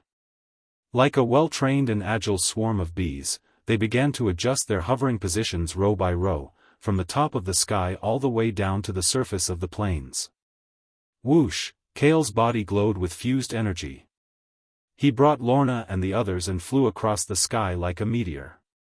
Wah wah wah, Green Peak was already unconscious. He was at the tip of the strong wind. He would sometimes faint and sometimes wake up. He kept switching between these two states. Kale turned around and looked behind him. The new Star Corps that was originally following them had already disappeared. He then said to Vice, who had transformed into an electronic pendant, "It's about time. Vice, help me block the satellite signal. I need to find a place below to completely get rid of the tail behind us." Vice immediately replied, "Okay. Wait, Master. There are local guard fighter jets in front. The number is very exaggerated. There are many more than the fighter jets that are chasing us. There are more in front? Kyle narrowed his eyes and kept flying at top speed. He raised his head and looked ahead. At the end of his line of sight, he saw a huge golden arc net of light appear in a flash of golden light. Previously, the hunting light net formed by 3 or 4 fighter jets from the new Star Corps was enough to wrap around a medium-sized fighter jet. But now, hundreds and thousands of fighter jets were connected. The light net formed was like a huge wall that connected the sky and the earth. The light net not only sealed the sky and the ground, but it also extended to both sides. There was almost no end to it. Green Peak opened his eyes in a daze. He saw the light wall in front of him from the corner of his eyes and woke up. He said in shock, "That is the special interception and defense function of the new Star Corps. Looking at this situation, I'm afraid that 1,000 fighter jets are connected together. They share the engine and energy. Not to mention a normal interstellar spaceship, even the strongest spaceship in the Milky Way Alliance can easily stop it. They have blocked our path in advance. No matter how fast we are, it is meaningless." After Green Peak finished speaking, his head tilted again and he fainted again. Kale's face was calm. He looked at the golden light net that was getting closer and closer. He had no intention of slowing down. Instead, he used all his strength to extract and fuse the energy, allowing more energy to gather on the surface of his body. "Hurry up, hurry up!" Kale shouted in his heart. The dazzling light overflowed. The tail flame was already 10 meters long. His body was so bright that it looked like he was burning. He was trying his best to squeeze out the hidden energy potential in his body. 1,000 meters, 500 meters, 100 meters, the closer he got to the light net formed by 1,000 fighter jets, the faster Kale's speed was still increasing. Comparing the two, it was like a moth flying into a flame. In the blink of an eye, the colorful stream of light crashed into the center of the huge net of light. The net of light slightly caved in, and the stream of light that Kyle belonged to became stuck as if it had sunk into a quagmire. Is it done? Just when the new Star Corps collectively thought that they had finally stopped the criminal, a few fighter jets that were the cornerstone of the light net started to crack. The cracks quickly extended to the golden light net, pang. The streamer simply tore a hole in the light net and pierced through it. Then, without slowing down, it flew towards the blue sky behind the light net. In the blink of an eye, it completely disappeared at the end of the sky. In the center of the tough and indestructible light net, a gap that was enlarged by a footprint was clearly presented on it. It was deeply imprinted in the minds of the new Star Corps guards. With one step, it broke the absolute defense of the new Star Empire that was built with thousands of years of top-notch technology.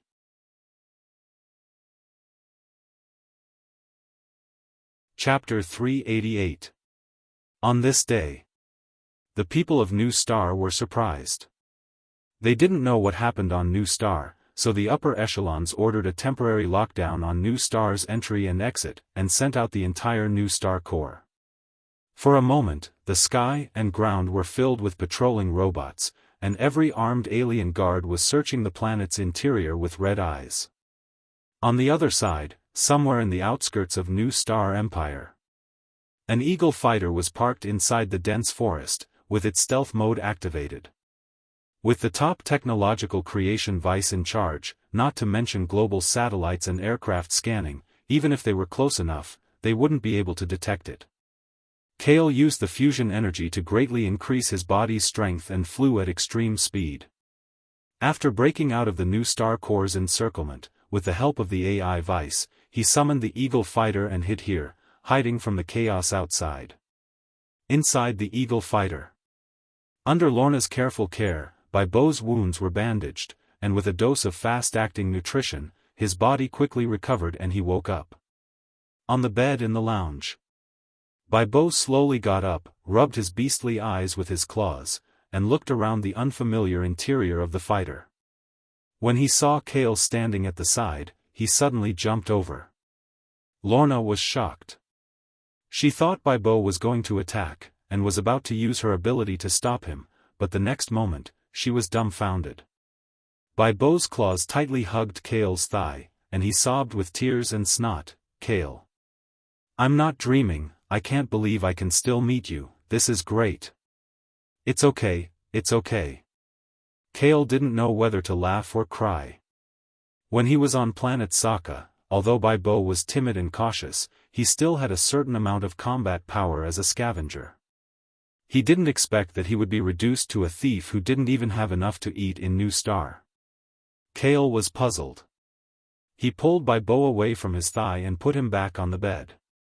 He stared at him and asked directly, "Aren't you on planet Sokka, why are you here?" "It's a long story." Bai Bo sighed and said emotionally, "You don't know. Back then, you fought to the end with the Demon King in the interstellar duel arena on planet Sokka, but you suddenly escaped on the Eagle Fighter, which caused an unprecedented sensation on planet Sokka. And then?" Kale nodded. Given the situation at that time, escaping from Sokka Star was the best choice. The Grand Master sent all his subordinates to capture you, but you flew into the wormhole vortex and completely disappeared. At this point, Bai Bo's heart still trembled with lingering fear as he continued, his strongest subordinates, the Demon King and the guard captain, were killed, and you, the victor, successfully escaped. The Grand Master was naturally furious. He spared no effort to send people to investigate in detail, arresting all the people on Sokka who had interacted with you. Me, Only and her brother are included. Then how did you escape? Kale was a little surprised. He knew the Grand Master's temperament. He could not tolerate sand in his eyes. After suffering such a big loss, he would definitely not let Bai Bo and the others, who were on good terms with him, off the hook. You don't know, but I was scared out of my wits at that time. I was locked in the same cage as Only and the others, and had to replace you in the duel arena in the next few days. Bai Bo nagged again before patting his chest and slowly saying, "The day before the duel, it was Yi Ji. She secretly rescued us and arranged an interstellar spaceship for us. She let us drive the spaceship out through a wormhole." Yi Ji? Kale showed a look of realization. Yi Ji was the first person he met who had a rare purple ability card. As a hybrid of light elf and dark elf, her bloodline ability had not fully awakened at that time, so she could not draw it, and he did not know its specific ability and power. If there was anyone on planet Sokka who could rescue Bai Bo and the others from the Grand Master's hands, only Yi Ji had this ability. Is Yi Ji also on Nova? In response to Kale's question, Bai Bo shook his head dejectedly and answered, "At that time, the Grand Master's subordinates were chasing after us. Yi Ji and I were separated into two spaceships. In order to buy time for us to escape, Yi Ji deliberately led the pursuers away. Later, we successfully passed through the wormhole vortex and moved to the Milky Way Alliance's area." "I see." Kale nodded, looked at Bai Bo's dark and weathered fur, and said in surprise, "Then you are now so pathetic, right?"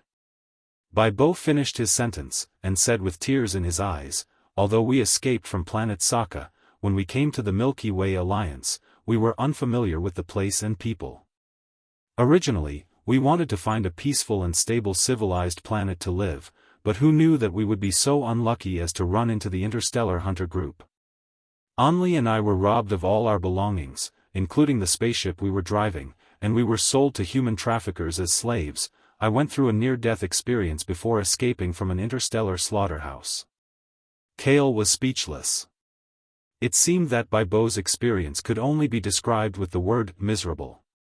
Ever since he left him, he had experienced a life of suffering.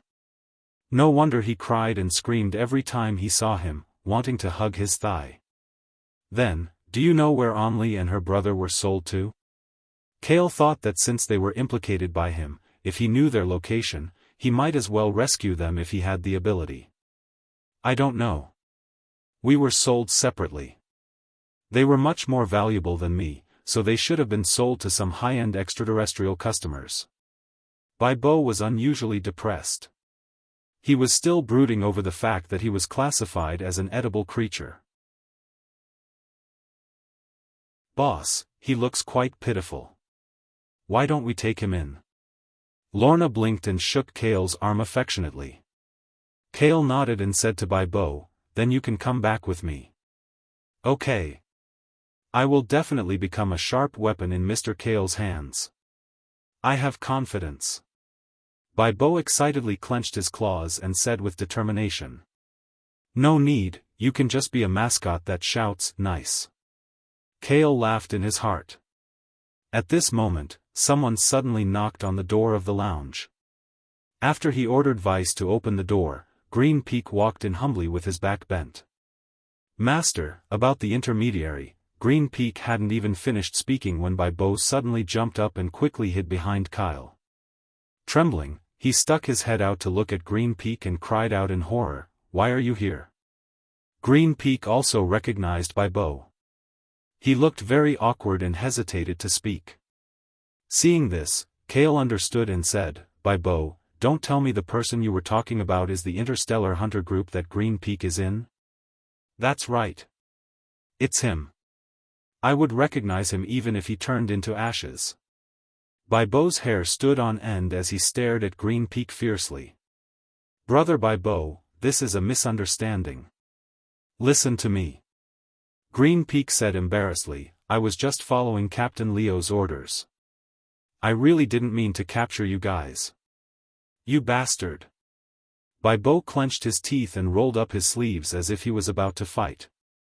Lorna reached out and hugged Bai Bo. She comforted him and said, "All right, that interstellar hunter group has been wiped out by us. Green Peak is also a slave. Tell me, what happened with the intermediary?" Kale looked at Green Peak and asked coldly. After experiencing what happened in the afternoon, Green Peak was even more convinced of Kyle's abilities. He tried to flatter Kyle, "The middleman of New Star Army knows about your great achievements in the New Star Army and wishes to meet you. The time is tonight, and the location is up to you." Chapter 389. New Star at Night.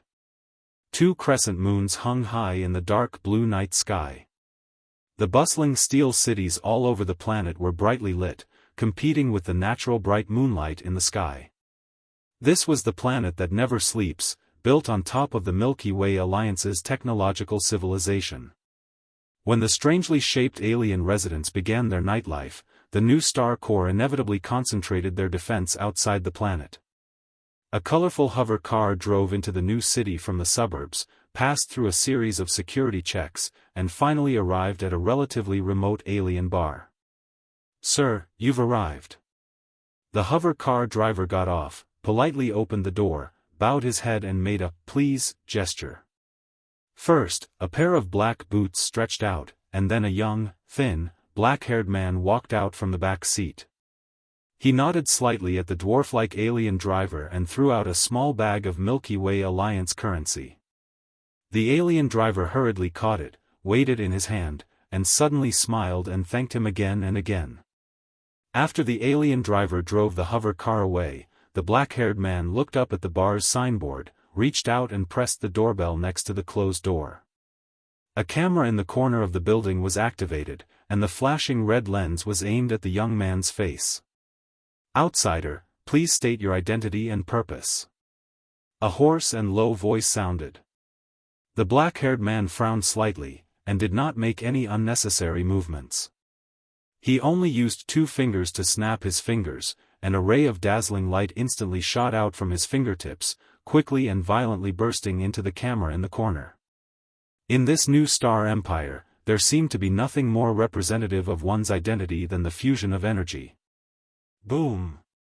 The camera exploded, and electric arcs shot out in all directions. Flames splashed out, leaving only a burn mark in the corner of the original wall. Beep beep, at the same time, the closed electronic door of the bar suddenly opened. The black-haired man did not hesitate and directly stepped in. After passing through the threshold, the thick electronic door automatically closed again. The ceiling and walls of the originally dark room suddenly lit up. There was a ballroom, guest tables and chairs, a bar counter, a bartender rack, and so on. Everything that a bar needed was available. However, it was cold and empty inside. There was only a white-haired middle-aged man in a gentleman's uniform standing at the bar counter. He was even mixing a colorful drink in his hand. "You are the intermediary on Nova?" The black-haired youth looked at the only person in the room and continued to walk forward. In the last few steps, he removed the venom camouflage on his body. His black hair turned silver-white, and his pupils regained their radiant golden color. Even his physique swelled up and became taller and stronger. To be more precise, it's one of Nova's intermediaries, Albert. New Star is one of the top civilizations in the Milky Way Alliance. Including me, there are more than 5 underground intermediaries. The bartender smiled and looked at the approaching Kale, exclaiming in admiration, "I didn't expect that you would actually choose to come to my main territory alone. You are indeed worthy of being able to escape from the encirclement of the New Star Core. Just call me Kale." Kale casually sat on a chair, picked up a glass of wine, and took a sip as if quenching his thirst. After letting the taste blossom on the tip of his tongue, he praised, "Your bartending skills are not bad." "Not only my bartending skills are not bad." Albert laughed and said, "Mr. Kale, you should have just arrived in the Milky Way Alliance not long ago. After entering the Alliance area, you met Leo's interstellar hunters. It's a pity that Leo and his team have been roaming the Milky Way for decades. This time, they are so unlucky to have robbed a strong person that even the New Star Core can't do anything to." Kale said calmly with a blank expression, "How did you know? Did Green Peak tell you? He is now working under you, so naturally, he wouldn't dare to speak casually. This is all my judgment based on the information in my hands." Albert spread out his hands and explained, "Leo's interstellar hunters always like to pick outsiders to hunt, and a strong top character like you, Mr. Kale, had not left any records in the Milky Way Alliance's intelligence network. At noon, you suddenly became famous because of the pursuit of the New Star Core. Therefore, I concluded that you are an outsider who has just arrived in the Alliance." "Well done." Kale smiled faintly. He was not worried that the other party was scheming. Instead, he was worried that the so-called middleman did not have enough information channels. Albert poured some wine for Kale and smiled. "Mr. Kale, please don't be offended. I didn't specifically investigate you. You have already revealed your abilities at noon. Naturally, I also have to show off my intelligence network." Kale nodded as he cursed in his heart. He didn't believe that the other party didn't secretly investigate and judge the power of the fusion energy. However, it did not matter if the other party knew. After all, even Kale himself did not fully understand the birth and mystery of the fusion energy. Kale did not intend to beat around the bush. He looked at Albert and went straight to the point. "I need to know the whereabouts of a few people. To buy information." Albert had a look of realization. He thought for a while and quickly replied, "Why don't you tell me first? You need to find the names and characteristics of those people." "Vice." Kale called out in a soft voice. He raised his left hand, and the electronic watch on his wrist projected a faint blue light, forming a three-dimensional screen in the cold air of the room.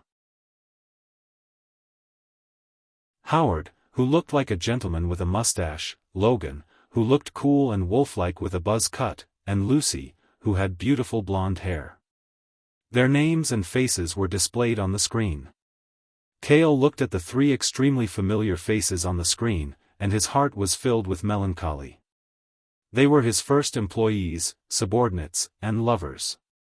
He had not seen them for several decades after the end of World War II on Earth. No matter what, he had to bring them back to Earth safely. This was one of the few wishes that Kale had left. Albert looked carefully at the screen, and his eyes paused on Howard for a while. He stroked his chin and asked, can I only know the information of one of them? Yes. Even with Kale's tenacity, he could not suppress his emotions at this time. He clenched his fists and said in a deep voice, "Whose whereabouts do you know?" "That person." Abbott pointed at Howard on the screen and said, "I know someone who definitely has information on this human's whereabouts. That person once said that when he was repairing equipment on a planet, he met an old man who was very good at creating and modifying technological equipment." "Who is that person?" Kale could not help but ask. Seeing Albert's hesitant look, he instantly understood and took out a piece of corium from his pocket and placed it on the table. "I'll use this to buy all the information you know about Howard." "Very good, very good." Albert smiled and took the corium, revealing the greedy expression of a businessman. He looked at the corium and said in surprise, "This energy crystal, why is there blood on it?" "Don't worry, it's mine to begin with. It's just that the interstellar hunter Leo touched it before," Kale replied coldly. Albert took a deep breath and did not dare to delay, and said anxiously, "Deal." "That person is called Quill, he calls himself Star-Lord, and he is also an interstellar hunter. He once saw the human named Howard on a certain planet." Chapter 390. Kale came out of the bar and looked up at the night sky. The last conversation with intermediary Abbott was still faintly echoing in his ears. If it was before, as long as there was enough bounty, Quill and other interstellar hunters would not only lead the way but also work for you. "It's a pity that you're a few days late." "Why, is that Star-Lord dead?" "No, but it's almost the same. A few days ago, he was arrested by the new Star Corps because of a fight with 3 aliens in Freedom Square. They were accused of violating the security of the Empire, colluding with Ronin, and other crimes. They are now imprisoned in the Chien High Security Prison." "Very good, as long as he is still alive, then everything is not a problem." Kale said calmly and turned to leave, and Abbott did not dissuade him. For intermediaries, they are simply collecting and buying information, as well as conveying information in the middle of bounty missions. They will not participate in risky things. "Chien Prison, Star-Lord Quill," Kale murmured softly, and his eyes flashed with a glimmer of light. "It's good to have clues after all. He is most afraid of being like a headless fly, wandering around in the huge Galaxy Alliance and staying there for a few years. If he can find Howard and the others, not to mention a mere interstellar prison, he will even break into the Titan sector. But before that, he still has to return to the Eagle fighter first, so as not to be out for too long and increase Lorna and others' worries." Thinking of this, Kale covered his body with venom, and dark wings stretched out behind him. Like a huge bat that appears at night, he flapped his wings and rushed out of the city with the crescent moon hanging high in the sky. In the suburban forest, inside the Eagle fighter in stealth mode. When Kale returned smoothly, as soon as he walked into the cabin, Lorna, who had been waiting at the door for a long time, stepped forward and hugged his arm happily, leading him to the relatively spacious main cockpit. Kale walked into the cockpit and found that Tawny had returned from his inspection. He was still wearing the Iron Man armor, took off his helmet, and sat on the chair with a tired face with his eyes closed. Hearing the sound of the door opening, Tawny suddenly woke up. When he saw Kale, he jumped up from the chair with an expectant and nervous expression. He took a deep breath and asked, "Godfather, is there any news about Father and the others?" When Tawny asked, in the cockpit, including Green Peak and Bibo, all looked at Kale subconsciously. Kale patted Tawny's shoulder and then nodded with a smile. "That's great." Tony clenched his fist in excitement. He was already a middle-aged man in his 30s or 40s, but he was crying tears of joy like a child. "Is there really any news about Madam and the others?" Lorna opened her mouth, and an indescribable feeling welled up in her heart. She could only hug Kyle's arm tightly. "Don't worry, it's just a clue." Kale calmed Tawny down and told everyone the information he had obtained from the intermediary. That is to say, Quill, who was imprisoned in Keen Prison, had seen my father on a certain planet, and my father had helped him repair his equipment? Tony's eyes reddened as he thought about how it had been 20 years since they parted. The unruly young man from back then had now become a mature uncle with a beard. He didn't know if his father would still be able to recognize him. Manufacturing madmen like them dedicated their lives to science and technology. They seemed cold-blooded and heartless, but their hearts were scorching hot. For family and promises, they were more important than anything else. Keen Prison, I still know about this. Baibo opened his mouth and said, the prisoners captured by the New Star Army are all locked up in Chien. That is a floating prison constructed outside of New Star Army. It was transformed from a small planet into a floating prison. There are people from the New Star Army guarding it 24 hours a day. That's right. Green Peak agreed. He paused and said, but there is one thing that outsiders don't know. Keen Prison is located in a meteorite belt. There is a black hole nearby. The outer space environment is very bad. Plus, there are elite New Star Corps fighters guarding it. The prisoners inside have no chance of escaping. It is also very difficult for people outside to rescue them. Tani's expression changed. He said in a deep voice, Godfather, speaking of the New Star Corps, we must be careful. In the afternoon, I specifically looked into the technological level of New Star. They have mastered the common technology that most alien races have, such as light-speed starships, individual energy weapons, force fields, superluminal communication technology, and so on. On top of that, they have their own unique style of army fighter jets. The fighters of the New Star Corps can cleverly use force fields, energy, and combine to create a light net with both offensive and defensive capabilities. Because of this, no civilization in the Milky Way alliance dares to be enemies with the New Star Corps.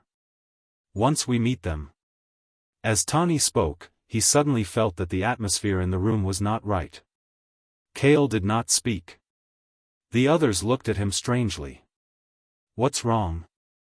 Tani asked in confusion. Lorna reminded him that. Tani, you don't know, right? At noon, we already came into contact with the fighters of the New Star Corps. It can't be. Tani was a little confused. Not only that, Master also competed with the fighters of the New Star Corps in flying speed. He even kicked and broke the light net that they were so proud of. If Green Peak did not see it with his own eyes, he would not dare to believe that it was true even if he was beaten to death. That was the New Star Corps that dominated the starry sky. They could not do anything to Kale who was carrying them. This was too exaggerated. If this spread out, it would undoubtedly cause a huge sensation in the Milky Way alliance.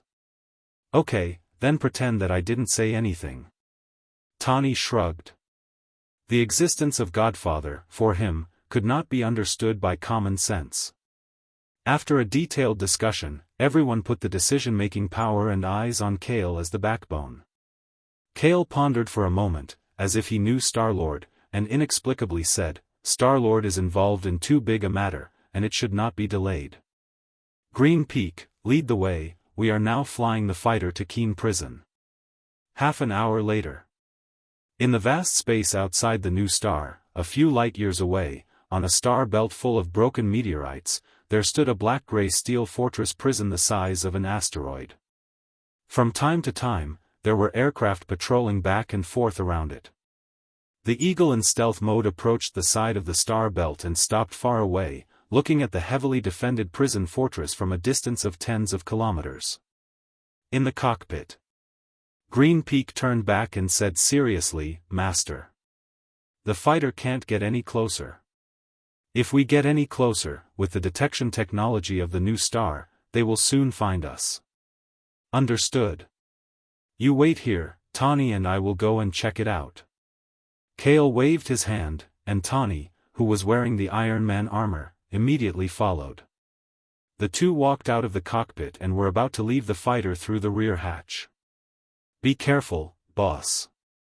Lorna watched their backs.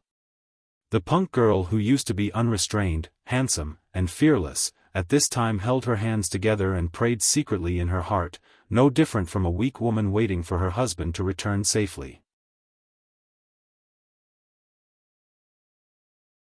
Chapter 391. Kale and Tani left the space warship and entered outer space where life forms could not survive. In the harsh environment of extreme cold and zero gravity, Kale wore a special slim-fit spacesuit while Tani wore an Iron Man suit made of the same material as the space warship. Both of them were able to move freely in outer space. There was a crucial detail here. Whether it was Kale's fusion energy or the golden-red paint on Tani's suit, it was too eye-catching to appear in the area patrolled by the spacecraft. Therefore, Kale didn't use his fusion energy to fly and only relied on his field to pull himself to fly at a low speed. Tani even painted his Iron Man suit grayish-black, returning to the old version of the original armor. The engine was also operating at a lower power. They were like two small fish in the sea. In the vast outer space, under the cover of countless meteorites, they slowly swam towards the gigantic prison fortress in the distance. They didn't seem to be far from the prison, but in reality, it still took Kale and Selena a lot of time to reach it. Kale placed his hand on the hard outer layer of the prison fortress and looked up. With his vision, he couldn't see the top. The fortress could no longer be described as the size of a mountain. It was more like a city in the sky that existed in a dream. However, this city in the sky was suspended above the star belt. It was filled with a mysterious, treacherous, cold, and bloody dark aura. It really is a complete interstellar prison. Tani whispered and spoke to Kale through a small communicator. "Boss, I'll get Jarvis to find the entrance." Kale nodded. To ensure Lorna's safety, he also left Vice on the space warship. If there was an emergency, he would know immediately. "Then I'll start." Tani placed his steel palm on the outer layer of the prison. Circles of translucent light waves spread out and penetrated the thick outer wall. 3 years of wandering in space, this experience is not something that can be given by Earth. Tani's development of the Iron Man armor and Krypton energy is no longer the same as before. His combat power and auxiliary abilities have greatly improved, and he has gradually kept up with the technological level of the Galaxy Alliance's technological civilization.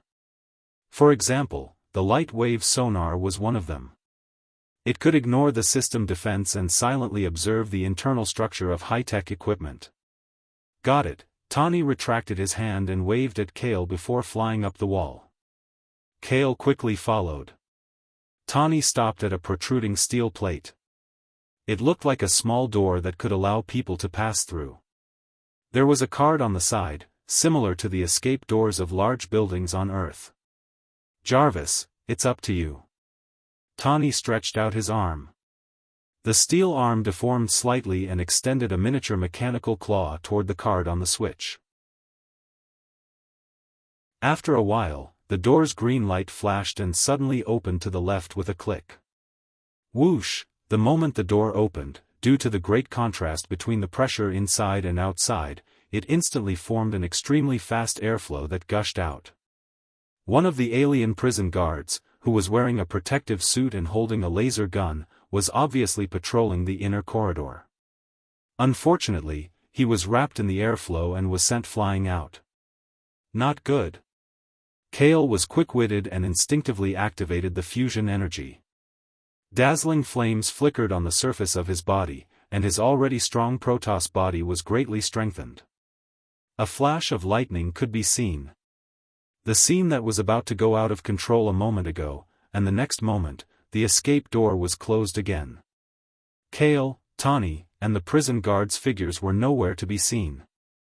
They captured a few approaching aircrafts and circled around the door. When there was nothing abnormal, they dispersed again according to the system's control program. At this time, inside the prison, in the outermost corridor of the escape door, Kale exhaled softly, and the dazzling light on his body dimmed. He released Tani's shoulder with his left hand, and threw the unconscious alien prison guard to the ground with his right hand. "Godfather," fortunately, you were fast enough." Tani was still in shock. He patted his steel chest that was emitting a blue light.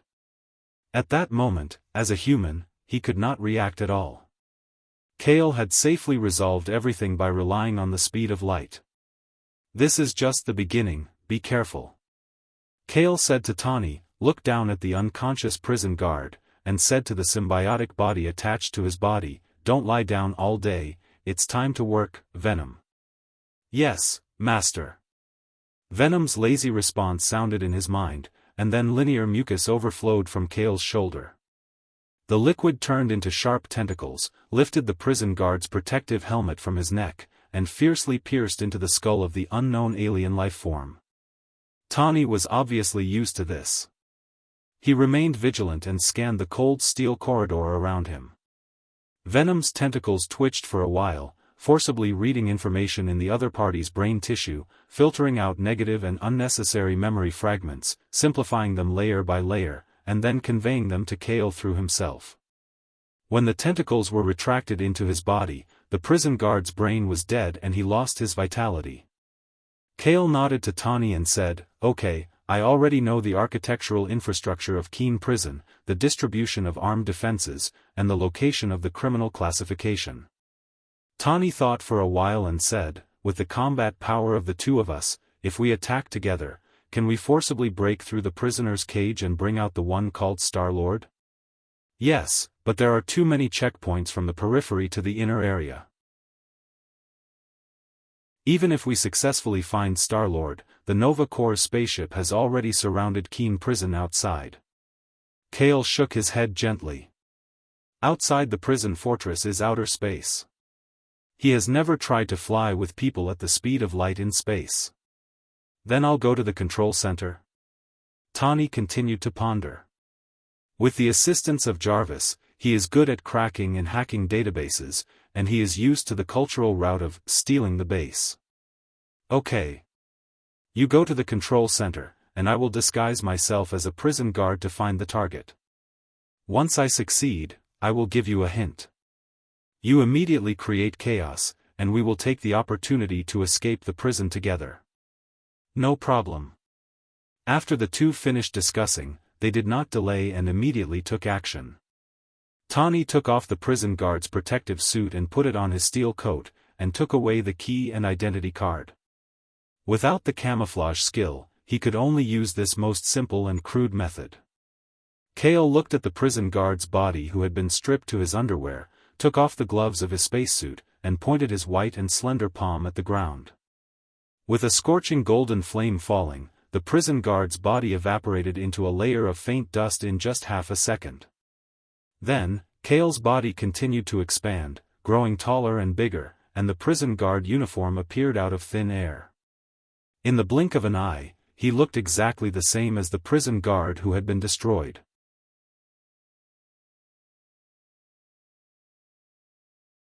Chapter 392. Keen High-Security Prison, the lower level of the prison area where prisoners are held. Kale disguised himself as a dead alien prison guard and followed the memories he had searched, almost unimpeded all the way down, and soon arrived at the place where the faint cries of prisoners could be heard. As the most important holding place in the prison, the security has been increased several times. Cameras and alarms are installed in every corner. A large number of intelligent aircraft patrol back and forth in the aisles. There are also a lot more heavily armed alien prison guards. It is far from the unguarded and deserted outer corridor. When he came to the entrance of the prison area, Kale saw the other alien prison guards guarding the door without the slightest flinching or tension. He walked over habitually until the two alien prison guards cast their vigilant gazes over. Only then did he greet them cordially. "Hi, Ruda, Budo. Both of you are on duty today." "You are?" One of the alien prison guards rolled his eyes and looked straight at Kale. "I am Leo." Kale took off his protective helmet, revealing his dark blue and ugly alien face after his disguise, with a bald head, and a row of white teeth in a friendly gesture to the prison guard of the same race. The space area of Keen Prison is large, and there are thousands of prison guards inside. But as a prison guard who has worked here for more than 10 years, they will more or less have some intersection. Most of them are familiar with each other, which also makes it difficult for outsiders to sneak in. However, this is a good thing for Kale, who has a perfect disguise. It turned out to be you. Aren't you basically guarding outside? Why did you suddenly come to the inner prison? Ruda suddenly realized and his vigilance immediately collapsed. There is no other way. The higher-ups said that the group of guys headed by Star-Lord are related to the homicidal maniac Ronan and they need to continue to interrogate him. So, they sent me to help. Kale sighed helplessly. With the appearance and memory of a prison guard, it was really easy to disguise himself. Even the excuse could be in line with the intelligence and facts. This is really hard on you. The newcomers are not good people. They are very dangerous. You have to be careful. Go in. Budo, who was guarding the door, felt deep sympathy and kindly reminded him. He then manipulated the switch to open the steel door. I will. Kale waved his hand at them and walked in naturally. The laser automatically identified the authenticity of one's identity, but technology was also unable to see through the disguise that went deep into one's genes. In the prison area, the building space was much wider. There was a built-in spaceship in the middle, which served as the central control center of the prison area. The rows of small space capsules around it served as the resting rooms for the prisoners. Usually, prisoners would move about freely in the prison area. Kale just entered the prison area and saw alien criminals wearing yellow prison uniforms on the periphery, but before he could find Star-Lord's figure, the lights inside the area suddenly dimmed, and the alarm on the wall sounded. Woo woo woo, Kale originally thought that his identity had been exposed, but he did not expect that the countless AI flying devices would ignore him. They buzzed over his head and rushed towards the prisoners to maintain order. They turned on their weapons and issued a cold warning, everyone, don't move. Otherwise, emergency measures will be taken. At the same time, there were many prison guards in the corridor, either holding high-voltage electric batons or rechargeable firearms, and they rushed into the prison area one after another with a ferocious face. Kale was a little confused for a while, and he grabbed prison guard Ruto, who wanted to run past him, and asked in surprise, what happened inside? The power supply battery in the prison area was pulled out by the prisoners, and several prisoners took the opportunity to make trouble. They should be trying to escape from prison. We must stop them quickly. Come with me. After Ruto finished speaking, he pulled Kale and together with other prison guards, they went deeper into the prison area. Prison break? What a coincidence. Kale ran while complaining in his heart. It's too much of a coincidence that the prison break and the prison break can also run into each other. In the prison area, inside the prison where the prisoners are held, a fierce battle is playing out at the moment. The most eye-catching one is a tree-like dryad, standing on two legs like a human, 3 meters tall and burly. It is located in the center of the field, and the palms of the dense dry branches on the left and right easily blocked the bullets of the surrounding guards. Aha! There is a small bear-like creature riding on the back of the dryad, holding the live ammunition gun taken from the prison guard, raging wildly and shooting indiscriminately in all directions. Dryad Groot and genetically modified biological rocket, these two are veterans of the Guardian of the Galaxy. Kale's eyes lit up, and he finally saw the acquaintance of the original work, and Star-Lord must not be far from here. Hurry up and kill them. A cold female voice came from above. A green-skinned woman in a yellow prison uniform leaped down. She was agile and ruthless. While she was still in the air, she used the blade in her hand to cut Ludo and 2 or 3 prison guards who had just arrived at the scene. The moment the green-skinned woman landed on the ground, a small group of prison guards fell to the ground like grass being mowed down. She held a blood-stained blade in her hand and jumped on the ground like a leopard, pouncing towards Kyle who was disguised as a prison guard not far away. Thanos' adopted daughter? Gola? This information flashed through Kale's mind, and in the next moment, the tip of the blade was close to his throat, and he could feel the discomfort of the blade touching his skin. Although he knew that this ordinary cold weapon and the opponent's strength alone couldn't break through the super-strong protection of the outer layer of venom, his body still instinctively responded. Clang! Gola's eyes widened in surprise. She thought that she would easily cut the prison guard's throat like before, but the blade was tightly clamped by the other party's lightning-fast outstretched fingers. She pulled hard, but the blade didn't move. Gola was even more shocked, and only then did she look at the prison guard's face. It was no different from the other prison guards, the face of an ordinary blue planet passerby, but the face of the prison guard in front of her was indifferent and calm, his fingers holding the blade casually, his dark eyes narrowed slightly, looking at her as if thinking about something. Kale was indeed thinking about something very important. For him, Galora was just an insignificant person, but looking at the future of the original work, Galora was the most important person in Thanos Overlord's eyes. He was also the key role in Thanos Overlord's acquisition of the Soul Gem, the sacrifice for the Infinity Gauntlet weapon. In that case, why don't I get rid of this key person? Kale only had this thought flash through his mind for a moment, and a murderous look suddenly appeared in his eyes. His whole person and even his aura completely changed. Gola's face was extremely pale, and she didn't have the slightest thought of resisting. She suddenly let go of the hilt, turned around decisively, and ran wildly in the direction of Groot, as if she was running for her life. The prison guard's carefree, unfathomable feeling, and the feeling of seeing living creatures as ants and dust, was too similar to her adoptive father, Thanos. It was so similar that it made her soul tremble, sent chills down her spine, and goosebumps all over her body.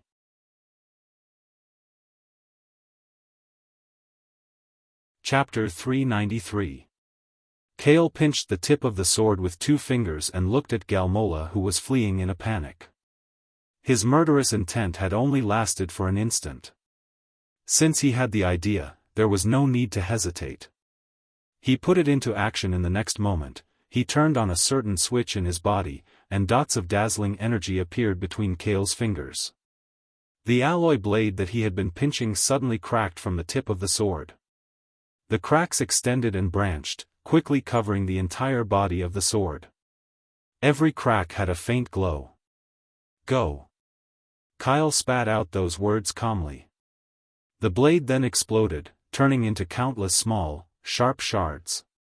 They shone faintly as they pierced through the air, shooting like hidden weapons towards Gola's back, who had already fled 10 meters away. Galmola was still running for her life, but she suddenly felt a chill on her back.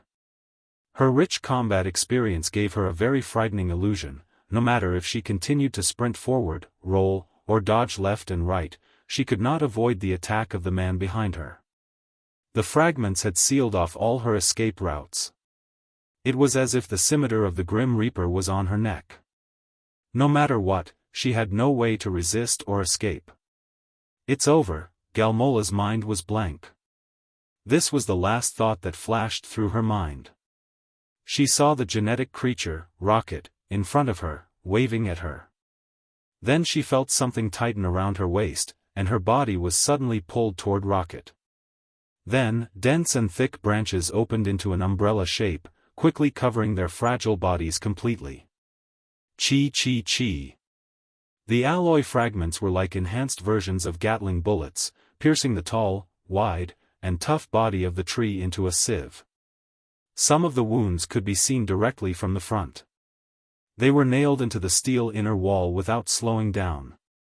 Oh! He actually saved them. Should I say that he is indeed the strongest support in the future Guardian of the Galaxy? Kale whispered, slightly surprised. He looked at the tree man, Groot, who had become riddled with holes while protecting Galmola and Rocket. Groot slowly raised his withered arm, revealing Gola and Rocket in his arms. Rocket was holding a gun, swallowing his saliva frantically as he looked at Kale, who was more than 10 meters away. My God, what was that just now? This is the first time I've seen Groot suffer such a serious injury. Groot grew. Groot muttered the words that sounded similar to his name, comforting Rocket and telling him that he was fine. The many fatal wounds on his body were healing at a speed visible to the naked eye. So close, so close. Galmola was still in a state of shock. He patted his heaving chest and said to Rocket, "You must be careful. That prison guard is different from ordinary prison guards. He is very strong, so strong that it makes one's hair stand on end." "You don't have to tell me, I know." "Groot, let's do it together," Rocket quickly said. He raised his gun with both hands and aimed at Kale and fired fiercely. Kale didn't make any movements, but the disguise of a prison guard transformed into a blurry light and shadow. Black liquid gushed out and expanded, covering the surface of his body and shaping it into a slim-fit dark combat suit. Ding ding dang dang. The alloy bullets that fell on Kale's body all bounced back, making a series of crisp sounds as they fell to the ground. Kale stepped forward, but his limbs were bound by the oncoming tree vines. It was the masterpiece of the tree man, Groot. His hands were forked into 4 tough tree vines. In addition to his superhuman strength, his binding ability was far stronger than high-tech iron chains. Rocket saw that firearms were ineffective against Kale and showed an incredulous expression. After Kale's limbs were bound by the tree vines, he sighed softly and said, "Give up. No creature can break free from Groot's binding." "Is that so?" Kale smiled faintly. He didn't use the fire god's divine power or fusion energy. He only used the strength of his muscles. His feet that were firmly bound by the tree vines lifted up with difficulty. As the vines tightened, he took a step forward calmly. The first step. Soon, the second step, the third step. Kale ignored the binding of the tree vines and walked more naturally toward Galmola. "Don't be lazy, put in more effort, Groot." Rocket was sweating profusely as he patted his old friend's head. It wasn't until Galmola gestured to the ground that Rocket was shocked to find that Groot's feet were deeply embedded in the ground. The dense tree roots even tore through the steel. Groot had obviously used all his strength, but he still couldn't stop the man in front of him. "Damn it! Galmola, his target is you. Hurry up and run." Rocket saw Kale getting closer and closer and couldn't help but anxiously say to Galmola, "What about you?" Galmola clenched his fists. "Do you think I want to? We've only known each other for less than 2 days, and now I'm selling my life for you. But right now, Groot can't escape. I can only stay." Rocket clenched his teeth and began to reload his gun. "Then I'll stay too. If it wasn't for you guys, I would have been dead long ago." Galmola took a deep breath and flung his dark red hair. "This time, we're really wiped out." Rocket laughed bitterly. Rocket and the others were about to fight to the death when they saw Kale approaching within 5 meters. A bald, brown-skinned man with a bare upper body covered in tattoos rushed forward from behind Kale. He used his strong hands to firmly hold Kale's arms. "Dirks the Destroyer?" Rocket shouted in surprise. Galmola was incomparably flabbergasted. A few days ago, this destroyer still hated Luo Nan and wanted to kill him to pay for his wife and child. He didn't expect that he would stand on their side at this time. "Don't think too much. I'm not trying to help you. It's just that if you die, there will be fewer people who will dare to go against Luo Nan." Dirks growled and exerted all his strength. The veins on his forehead bulged as he pulled Kale back with all his might. Groot the Treant and Dirks the Destroyer. Both of them exerted their strength one after the other, finally causing Kale's movements to stagnate. "Is everyone here?" Kale's face was calm. Looking at it this way, almost all the members of the future Guardian of the Galaxy were here. Only Star-Lord was missing. In this case, should he erase Galmola, or should everything end here? Kale was thinking when Dirks, who was panting heavily on his back, suddenly provoked, "How is it? Out of strength, right? Kid! The hall suddenly fell silent. Rocket and Galmola looked at each other, their eyes wide open. They wanted to curse in their hearts. Why did you provoke him? Just now, they realized that Kale's killing intent was very pure, but not strong. It was like a thought. He wanted to do it now, but maybe he would give up in the next second. And now, then let me show you my true strength. The corner of Kale's mouth rose, his dark pupils turned to shredded gold, and a layer of faint golden flames burned on his body. The moment the golden flames appeared, the temperature of the prison area soared. Groot and Dirks let out extremely tragic wails one after another.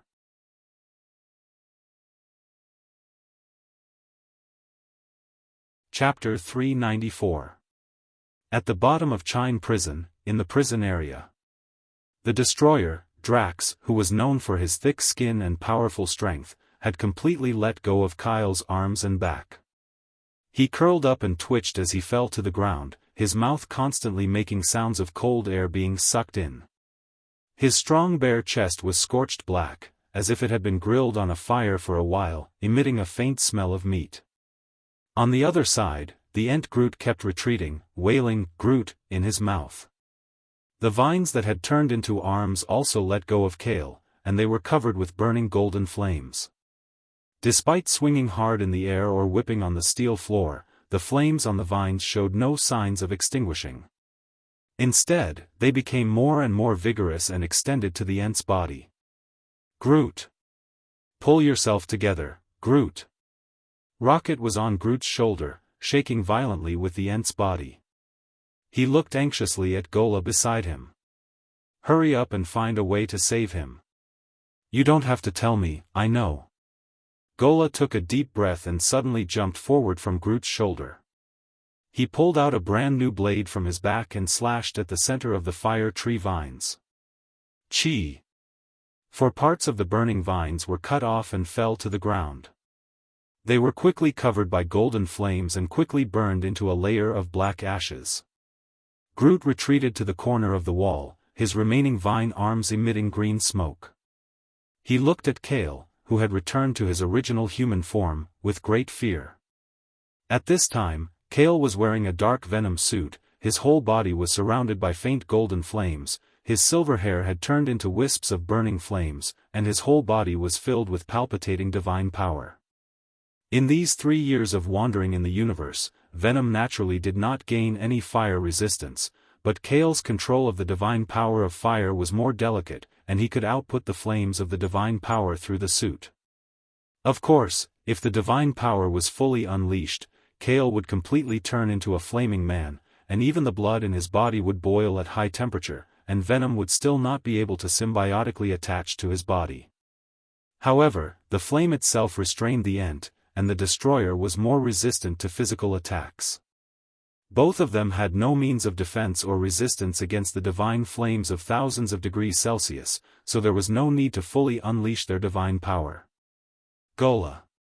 Kyle stared at Gregora as he approached him step by step with the divine flame in tow. Galmola's face was pale. He bit his lips and gripped the blade in his hand tightly. Under the scorching heat, sweat kept dripping down from his chin. His eyes were fixed on Kyle, and he did not move at all. There was also no need to escape. The huge disparity in strength made escaping a luxury. "Gola, run." Rocket stood on top of Groot's head and pulled the trigger. The gun roared and fired a series of bullets at Kale. But this time, there wasn't even a chance for the bullet to bounce back. As soon as the bullet reached the flame surrounding Kale's body, it sizzled and immediately melted into red molten iron. "You can't die right now. If you want to die, then you have to die by my hands." Luo Nan's lackey. Dirk spoke. He was a dignified and rough man, but he had a bit of a tsundere tone to him. He covered the burn wound on his chest with one hand, and he used the other to support himself on the floor as he struggled to get up with great difficulty. "You don't need to say any more." Gregora smiled in relief. He simply threw away the blade in his hand as he faced Kale, who was walking in front of him. He said slowly in a resigned tone, "You came for me, right? I can give you my life, but please let the others go." "Oh?" Kale rubbed his chin, as if he was really considering this proposal. The golden flames on his body flickered and dimmed a bit. Gregora, Rocket, Groot, and Dirks couldn't help but show sorrow on their faces. "No, we can't let them go." Another team of armed prison guards arrived at the tunnel behind them. The leader of the prison guards spoke urgently after hearing the conversation. "You don't have the right to speak." Kale frowned slightly. He waved his hand behind him, and the torrential flames surged out like a wave, engulfing the prison guards behind him along with their guns. Hearing the miserable wails of the prison guards before they died, Gregora and the others all changed their expressions.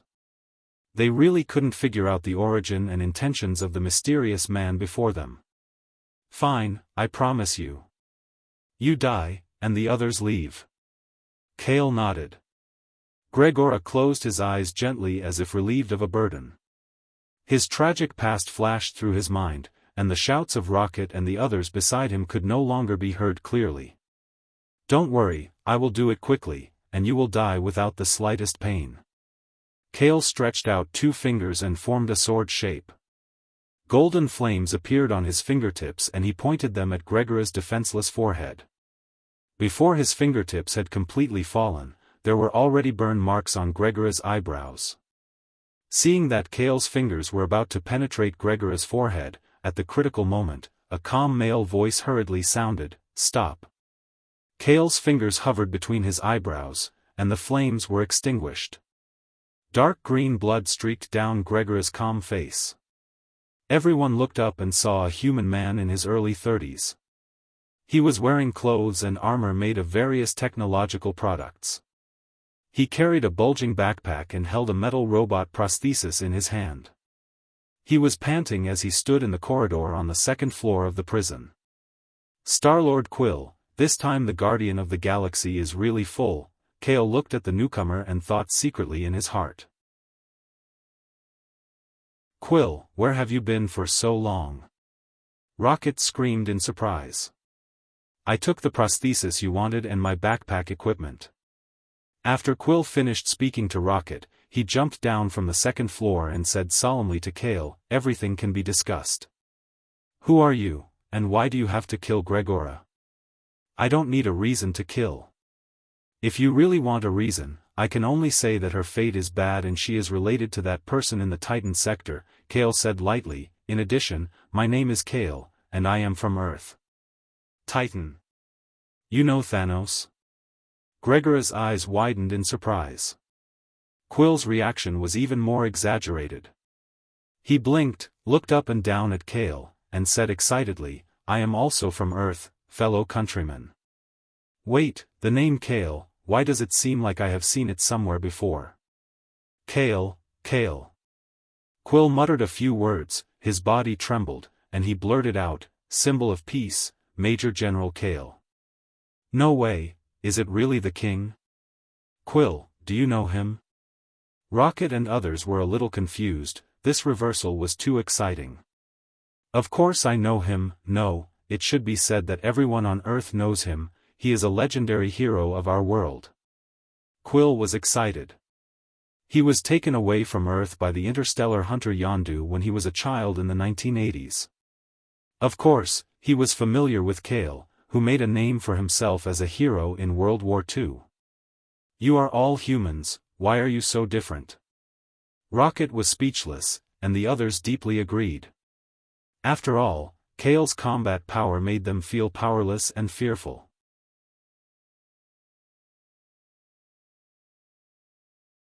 Chapter 395. Despite the interlude of Star-Lord's appearance, the tense atmosphere in the prison did not ease much. "Mr. Kale." Star-Lord Quill looked at Galmola, then looked at Kale, and asked in a deep voice, "Do you have to kill Galmola? You are definitely not from Ronan's side. You said it was because of someone in the Titan galaxy. Is it for revenge or the bounty, or something else?" Kale was silent. "Explain?" How can this be explained clearly? Could it be that he came from another world and knew that after Thanos made the Infinity Gloves in the future, he would collect 6 Infinity Stones, and Galmola was the only sacrifice for Thanos to get the Soul Gem, the most important thing to sacrifice. Once Thanos collected 6 Infinity Stones, the Infinity Gloves would destroy more than half of the lives in the entire 9-world universe with a snap of his fingers. Galmola smiled sadly and said, "The Titan Galaxy. It's the place where I grew up as a child, and it's also the place where I endured humiliation and torture. The man he was talking about should be my adoptive father, Thanos." Thanos? Everyone was stunned. This name seemed to have a suffocating magic and a sense of oppression. Yes. Kale nodded, looked at Galmola, and said, "Galmola, I know that you have information about the location of something, and that is the secret that you want to hide from Thanos even if you die. Once that thing is obtained by Thanos, this universe will fall into a cruel catastrophe."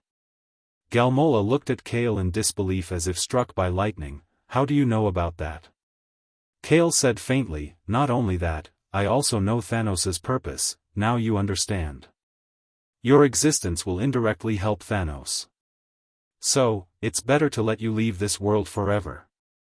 Galmola's face was pale, he bowed his head and said nothing, but he was convinced to nod. "Yes, you are right. If my sacrifice can succeed in stopping that man's actions, then everything will be worth it." From the appearance of Titan Thanos's name to Galmola's willingness to die, Rocket and others were confused. They always felt that what Kale and Galmola were thinking was far more complicated and serious than they imagined. "I understand." Quill crossed his arms over his chest, and his face was full of confidence, which made Drax the Destroyer, who was still lying on the ground, laugh out loud. "What can you understand? Listen to me."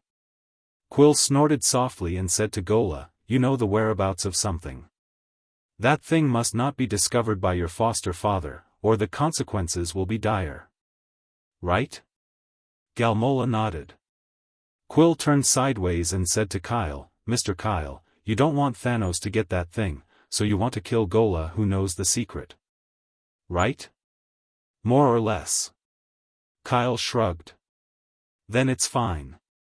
Quill put his palms together and suggested, "As long as Galmola leads the way, we will retrieve the item and then hand it over to Mr. Kale for safekeeping. Isn't that fine?" "Mr. Kale, we have all seen your strength. Are you weaker than that so-called Thanos? Are you afraid that he will snatch the item?" Galmola was stunned. She had never thought of getting the gem herself, because even if she got it, she would only find a place to continue hiding it and not let her foster father, Thanos, get it. Kale was also slightly stunned, and his mind suddenly became clear. He felt that he had been a little stubborn before. Perhaps it was because he had just transmigrated after watching Avengers 3, but Kale had always been afraid of Thanos' existence and that Armageddon snap, so he had never considered collecting the gem himself. Now that Quill reminded him, Kale suddenly changed his mind. First of all, Thanos was not invincible. Before Thanos was made into the Infinity Glove, he was just an ordinary high-dimensional life form. Without the support of the 6 gems and the universe's mysteries, his combat power was not much stronger than a Protoss. But now, Kale had the Protoss fire-type divine power, the adult venom, the artificial intelligence vice, and the fusion energy to control light energy, etc. The talents cultivated were not inferior to the Titan forces. Why not collect the 6 gems in advance, stand at the peak, and wait for Thanos to deliver his head? Instead of waiting for death, it's better to take the initiative to attack. Kale muttered to himself. His gold-shredded pupils became brighter and brighter, as if they had reignited his fighting spirit. Galmola looked around at everyone and said coldly, "If we search for that item, we will completely stand on the opposite side of Thanos. Let me remind you, even Ronan wants to curry favor with Thanos. Are you mentally prepared to fight against that man?" Rocket and the others looked at each other. Before they could speak, Kale chuckled and said, you've already got one of them. There's no turning back. What do you mean? Everyone's faces changed. Galmola stared at Kale, waiting for his answer. Quill. Do you still have the universal orb with you? Kale reached out to Quill for it. Of course, I got it with great difficulty. Ronan's subordinates and Galmola all want to fight for it. If it wasn't for it, I wouldn't have come to this damned place. Galmola said that this item is very valuable. Quill said as he reached into his backpack. After rummaging around, he threw a golf-sized embroidered silver orb to Kale. Be careful. Kale caught the universal orb solemnly. He pressed a few fingers on the outer shell and felt the indestructible hardness. He held his breath and mobilized the fusion energy to cover his palm. Dazzling light circulated. His fingers suddenly exerted force and crushed the universal orb in front of everyone. Wow! 5 billion. Quill, Rocket, and Galmola, who were short on money, couldn't help but feel pain in their hearts when they saw this scene. But soon they were speechless. After the universal orb shattered, there was a crystal core inside. It was sparkling and translucent like a gem. Kale grasped it in his left hand, and it constantly radiated rings of purple light. An extremely destructive and terrifying aura filled the entire prison. Kale's expression was calm as he held the purple gem firmly in his hand. The fusion energy was surprisingly effective. It suppressed the aura and dazzling radiance leaking from the gem. Galmola stared blankly at Kale's left hand. He whispered to himself, so that's how it is. No wonder Thanos wanted Ronan to give the universal orb to him. What the hell is that thing? Quill asked the question that Rocket and the others were puzzled about. It's the thing that Galmola is desperately trying to hide. But there are a total of 6 similar items in the entire universe. As for the rest, I'll tell you all slowly when we get out of the prison. Kale held the purple gem in his hand and spoke to his electronic watch. Vice, notify Tawny. We're preparing to break out of the prison. Yes, Master. Vice immediately sent out a radio wave after receiving the order. He got in touch with Jarvis on Tawny's body in the upper levels of the prison. Kale walked away from Galmola and turned to speak to Quill. Take your people and follow me.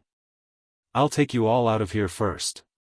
It won't be too late to explain things after we find a safe place. Listen to him. Quill gave everyone a look. Rocket sighed and patted Groot's shoulder. Groot understood and took a few steps forward. He carried the burned dirks on his back. Everyone followed Kale and broke out of the prison's outer layer where the interstellar spaceship was parked.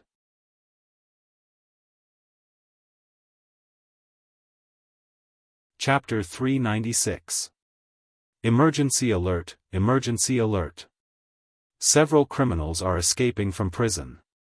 Prison guards, please go to prison area B immediately to stop them. You can use any armed force and emergency means. Emergency alert, the prison control system has been invaded. Prison guards, please go to the high-level central area A immediately for reinforcements. The interior of Keene prison was in a mess. The prison guards were busy running around like ants in a pot, running back and forth between the upper and lower floors. They couldn't figure out the enemy's movements and traces at all. As a last resort, the prison guards contacted the Nova Corps for help. This is Keene high-security prison. There is an emergency that requires the Nova Corps to come and reinforce. Please reply immediately after hearing this.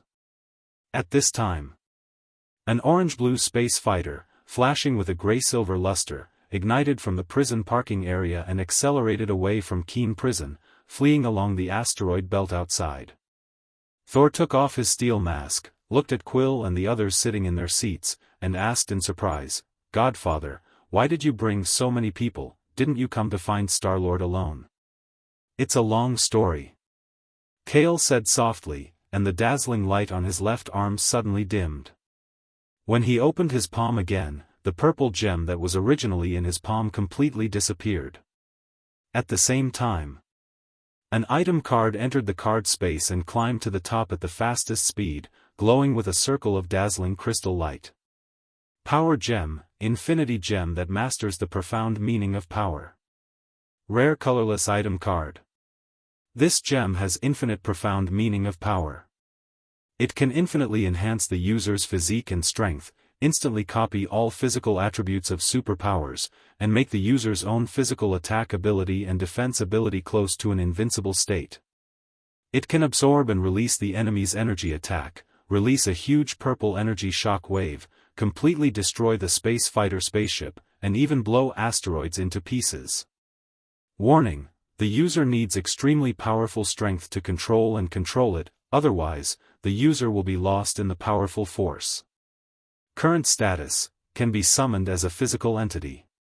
Power Gem: this is the second Infinity Gem that Kale got after coming into contact with the Space Gem. The practicality and strength of this gem, to a certain extent, absolutely crushed the Space Gem. Of course, it requires the user's physique, which should be much higher. Even though Kale had Protoss genes and fused energy, he was not so arrogant as to try to control the Power Gem with his body alone. After all, even someone as strong as Thanos had created the Infinity Glove that was specifically designed to control the Infinity Stones. Only then did he launch the crazy operation of plundering the Infinity Stones in the universe. Maybe, I should create an equipment item similar to the Infinity Glove that can control the Infinity Stone. Kale thought in his heart and quickly threw it to the back of his mind and returned to the present reality. He briefly explained the origin and use of the Infinity Stone to everyone. With the Infinity Glove, once the 6 gems are gathered, more than half of the lives in the universe will be reduced to ashes with a snap of the fingers. When Kale said this, other than Gola, everyone's expression changed. I don't think anyone would do something as crazy as destroying more than half of their lives, right? Quill pretended to be relaxed as he comforted her. Yeah. Rocket nodded in agreement. No, you're wrong. Gola's expression was very ugly as he said bitterly, this is what my adoptive father, Thanos, is pursuing. 10 years ago, I knew that he was looking for the dwarves. He was thinking of ways to create the Infinity Glove, and he was cultivating his power to find the whereabouts of the Infinity Stone in the universe. This is too crazy. Everyone was silent as they digested this shocking information. Gola seemed to remind Luo Nan. He continued, since the Power Gem is the universal spirit sphere, then Thanos Dominator will not let off anyone related to it. Plus, Luo Nan is infatuated with the legend and power of the gem. Luo Nan, humph. He came to find me. I couldn't ask for more. Dirks, who was lying on the chair, clenched his fists and spoke coldly. In for a penny, in for a pound. Let's just take the other gem and see how Thanos will gather the 6 gems. After all, we have Mr. Kale, a superpower. Quill patted Kale's shoulder in a familiar manner. He was just short of taking out his notebook and asking for an autograph. I don't dare to say that I can beat Thanos, but I don't put Luo Nan in my eyes. Kale's calm words inexplicably made people feel a sense of security. Hey, mister, you've been looking at me since just now. Quill suddenly screamed and pointed to Tawny, who was still wearing the Iron Man armor. Everyone else looked at Tawny. Indeed, Tawny was still staring at Quill closely, and his eyes never left him, with urgency and expectation in his eyes. To be honest, although I have slept with women of many races, I don't like men. Quill spread out his hands and shrank back his neck. You are Star-Lord. I only like beautiful ordinary human women, bastard. Tawny said angrily. Kale smiled and said bluntly, Quill, to tell you the truth, we came to Keen Prison for you alone. For me? Why? Quill asked in confusion. Tawny took a few steps forward and raised his left steel arm, which suddenly emitted light and presented Howard's photos and files on a holographic projection. I want to find his whereabouts. The intermediary said that you had seen him on a certain planet a few years ago. Howard Stark? Quill stared at the projection, touched his chin, thought for a moment, and quickly remembered and said, I have an impression of him. By the way, in the slums of Nank, there is an old human man named Howard. He is very famous in the local area as a repair master. I used to repair technological equipment there. That's right. Tawny and Kale looked at each other, and both of their faces showed excitement. Then have you seen these two before? Kale gestured to Tawny, and Tawny knowingly released the photos and files of Lucy and Logan, but this time Quill looked at it for a long time, and finally shook his head and said, I haven't seen them, such beautiful human women, if I had seen them, I would never forget them. Kale frowned, which means that Howard and Lucy were separated, or Lucy and the others had an accident. I hope they are okay, otherwise. Kale's eyes were sharp, and cold murderous intent rose from his body, and Quill and the others took a few steps back in fear. Godfather, they must be okay. Tawny put his hand on Kale's shoulder and said, I hope so. Kale restrained his emotions and said to Quill, now, take us to Nank and find Howard. Before he finished speaking, the fighter he was in trembled violently, and Jarvis on Tawny's body gave a warning, there are fighter jets from the New Star Corps chasing after us from behind. Then let's meet up with Lorna's eagle first. Kale decisively gave the order. Jarvis said, Vice just contacted me. They are being chased by a large number of unknown spaceships, and the initial judgment is that they are Luonan's subordinates. Everyone's faces turned pale when they heard this. They were really surrounded by wolves in front and tigers behind, there was no way to escape.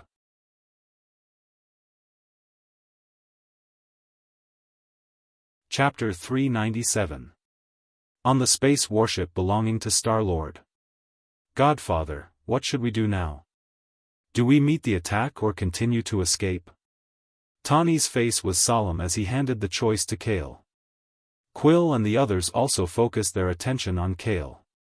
They naturally knew how strong this man was, but what they were facing now was the two strongest forces in the Milky Way Alliance, the New Star Corps and Ronan's fleet. Kale was silent. Escape? Even if he could escape by himself, there were too many people on the two space warships. He couldn't leave the warships and take them all away. Meet the attack? This was a battle of trapped beasts. In the end, everyone on the two space warships except him might die. It was impossible to take such a big risk, oh right. Kale seemed to have thought of an idea and ordered Tawny, let Jarvis change the warship's route. We'll return to the prison and inform the vice warships to follow our warship. We just escaped and now we're going back. Everyone was a little confused when they heard this. Quill, I need you to do me a favor. Kale narrowed his eyes. Mr. Kale, please tell us. Quill nodded. In the current situation, everyone was sitting on the same boat, so there was no distinction between them. Kale pondered and said, help me think of a way. Contact the New Star Corps or the higher-ups of New Star Corps. Tell them that the person who broke the prison was the human criminal from Freedom Square yesterday. Now, there's a deal that they can't refuse. This. Quill was a little bitter. Brown Bear Rocket beside him had his hands on his hips and glanced at him in disdain. He said, leave this to me, I'm confident. Under Kale's command, the two space warships that were pincered suddenly changed their direction and flew towards Keen Prison one after another. At the same time, the New Star Corps and Ronan's fleet received the corresponding feedback. Sir, the warship that the criminal broke out of prison has turned back. There's another space warship following behind it. They're flying towards our warship and they've sent a contact request. All New Star Corps, stop and be on high alert. Let's see what these criminals want to do. This was the online channel of the New Star Corps spaceship. After the New Star Corps officer gave the order, thousands of shining golden warships hovered above the star belt, waiting for the two space warships to enter the Tiger's den. At the other side. Sir, the target space warship is approaching Keen Prison. If we continue forward, it will be the New Star Corps space jurisdiction area. Do we continue to pursue? Stay where you are for now. Don't move forward blindly without thinking. I'll report this to Luo Nan and ask for his decision. This was the online channel of Luo Nan's battleship. It was a pitch-black battleship of the same scale. It floated in the lonely outer space, looking at Keen Prison several thousand kilometers away across the star belt. The relationship between the New Star Legion and Luo Nan's forces had long been like an abyss of fire in the dark. It was just that today was the first time the two sides confronted each other across space. If it wasn't handled properly, it would be the start of a huge interstellar war. Every intelligent creature knew the pros and cons involved. The two space warships approached the New Star Legion spaceship and floated above the star belt. The cabins began to connect as one. Inside the space warship, Lorna, Green Peak, and the others had just arrived at the cockpit of Kale's space warship when they saw a genetic life form that was similar to Bai Bo but completely different. He picked up the communicator and spoke to Kale. Success. The New Star's higher-ups are willing to have a video chat with you. Kale knew that the New Star most likely wouldn't refuse. He had already sat down in his seat and nodded at Rocket. Turn on the video chat. Rocket operated the button and aimed the camera at Kale. A projection screen then turned on. In the center of the screen was a white-haired female New Star with a dignified appearance. Behind her stood a few uniformed men who were clearly New Star officers. Let me introduce myself. I'm the New Star's representative, the Prime Minister. The female New Star spoke with a smile on her face. My name is Kale. I'm from Earth. Kale had just finished speaking when the New Star Prime Minister looked at him in astonishment. She said in disbelief and doubt, Earth, a human? It wasn't just the New Star's understanding. In the entire Milky Way Alliance's civilization, Earth was a remote and backward civilization. Humans were even more uncivilized aboriginals. Is this what you want to see? Kale smiled faintly.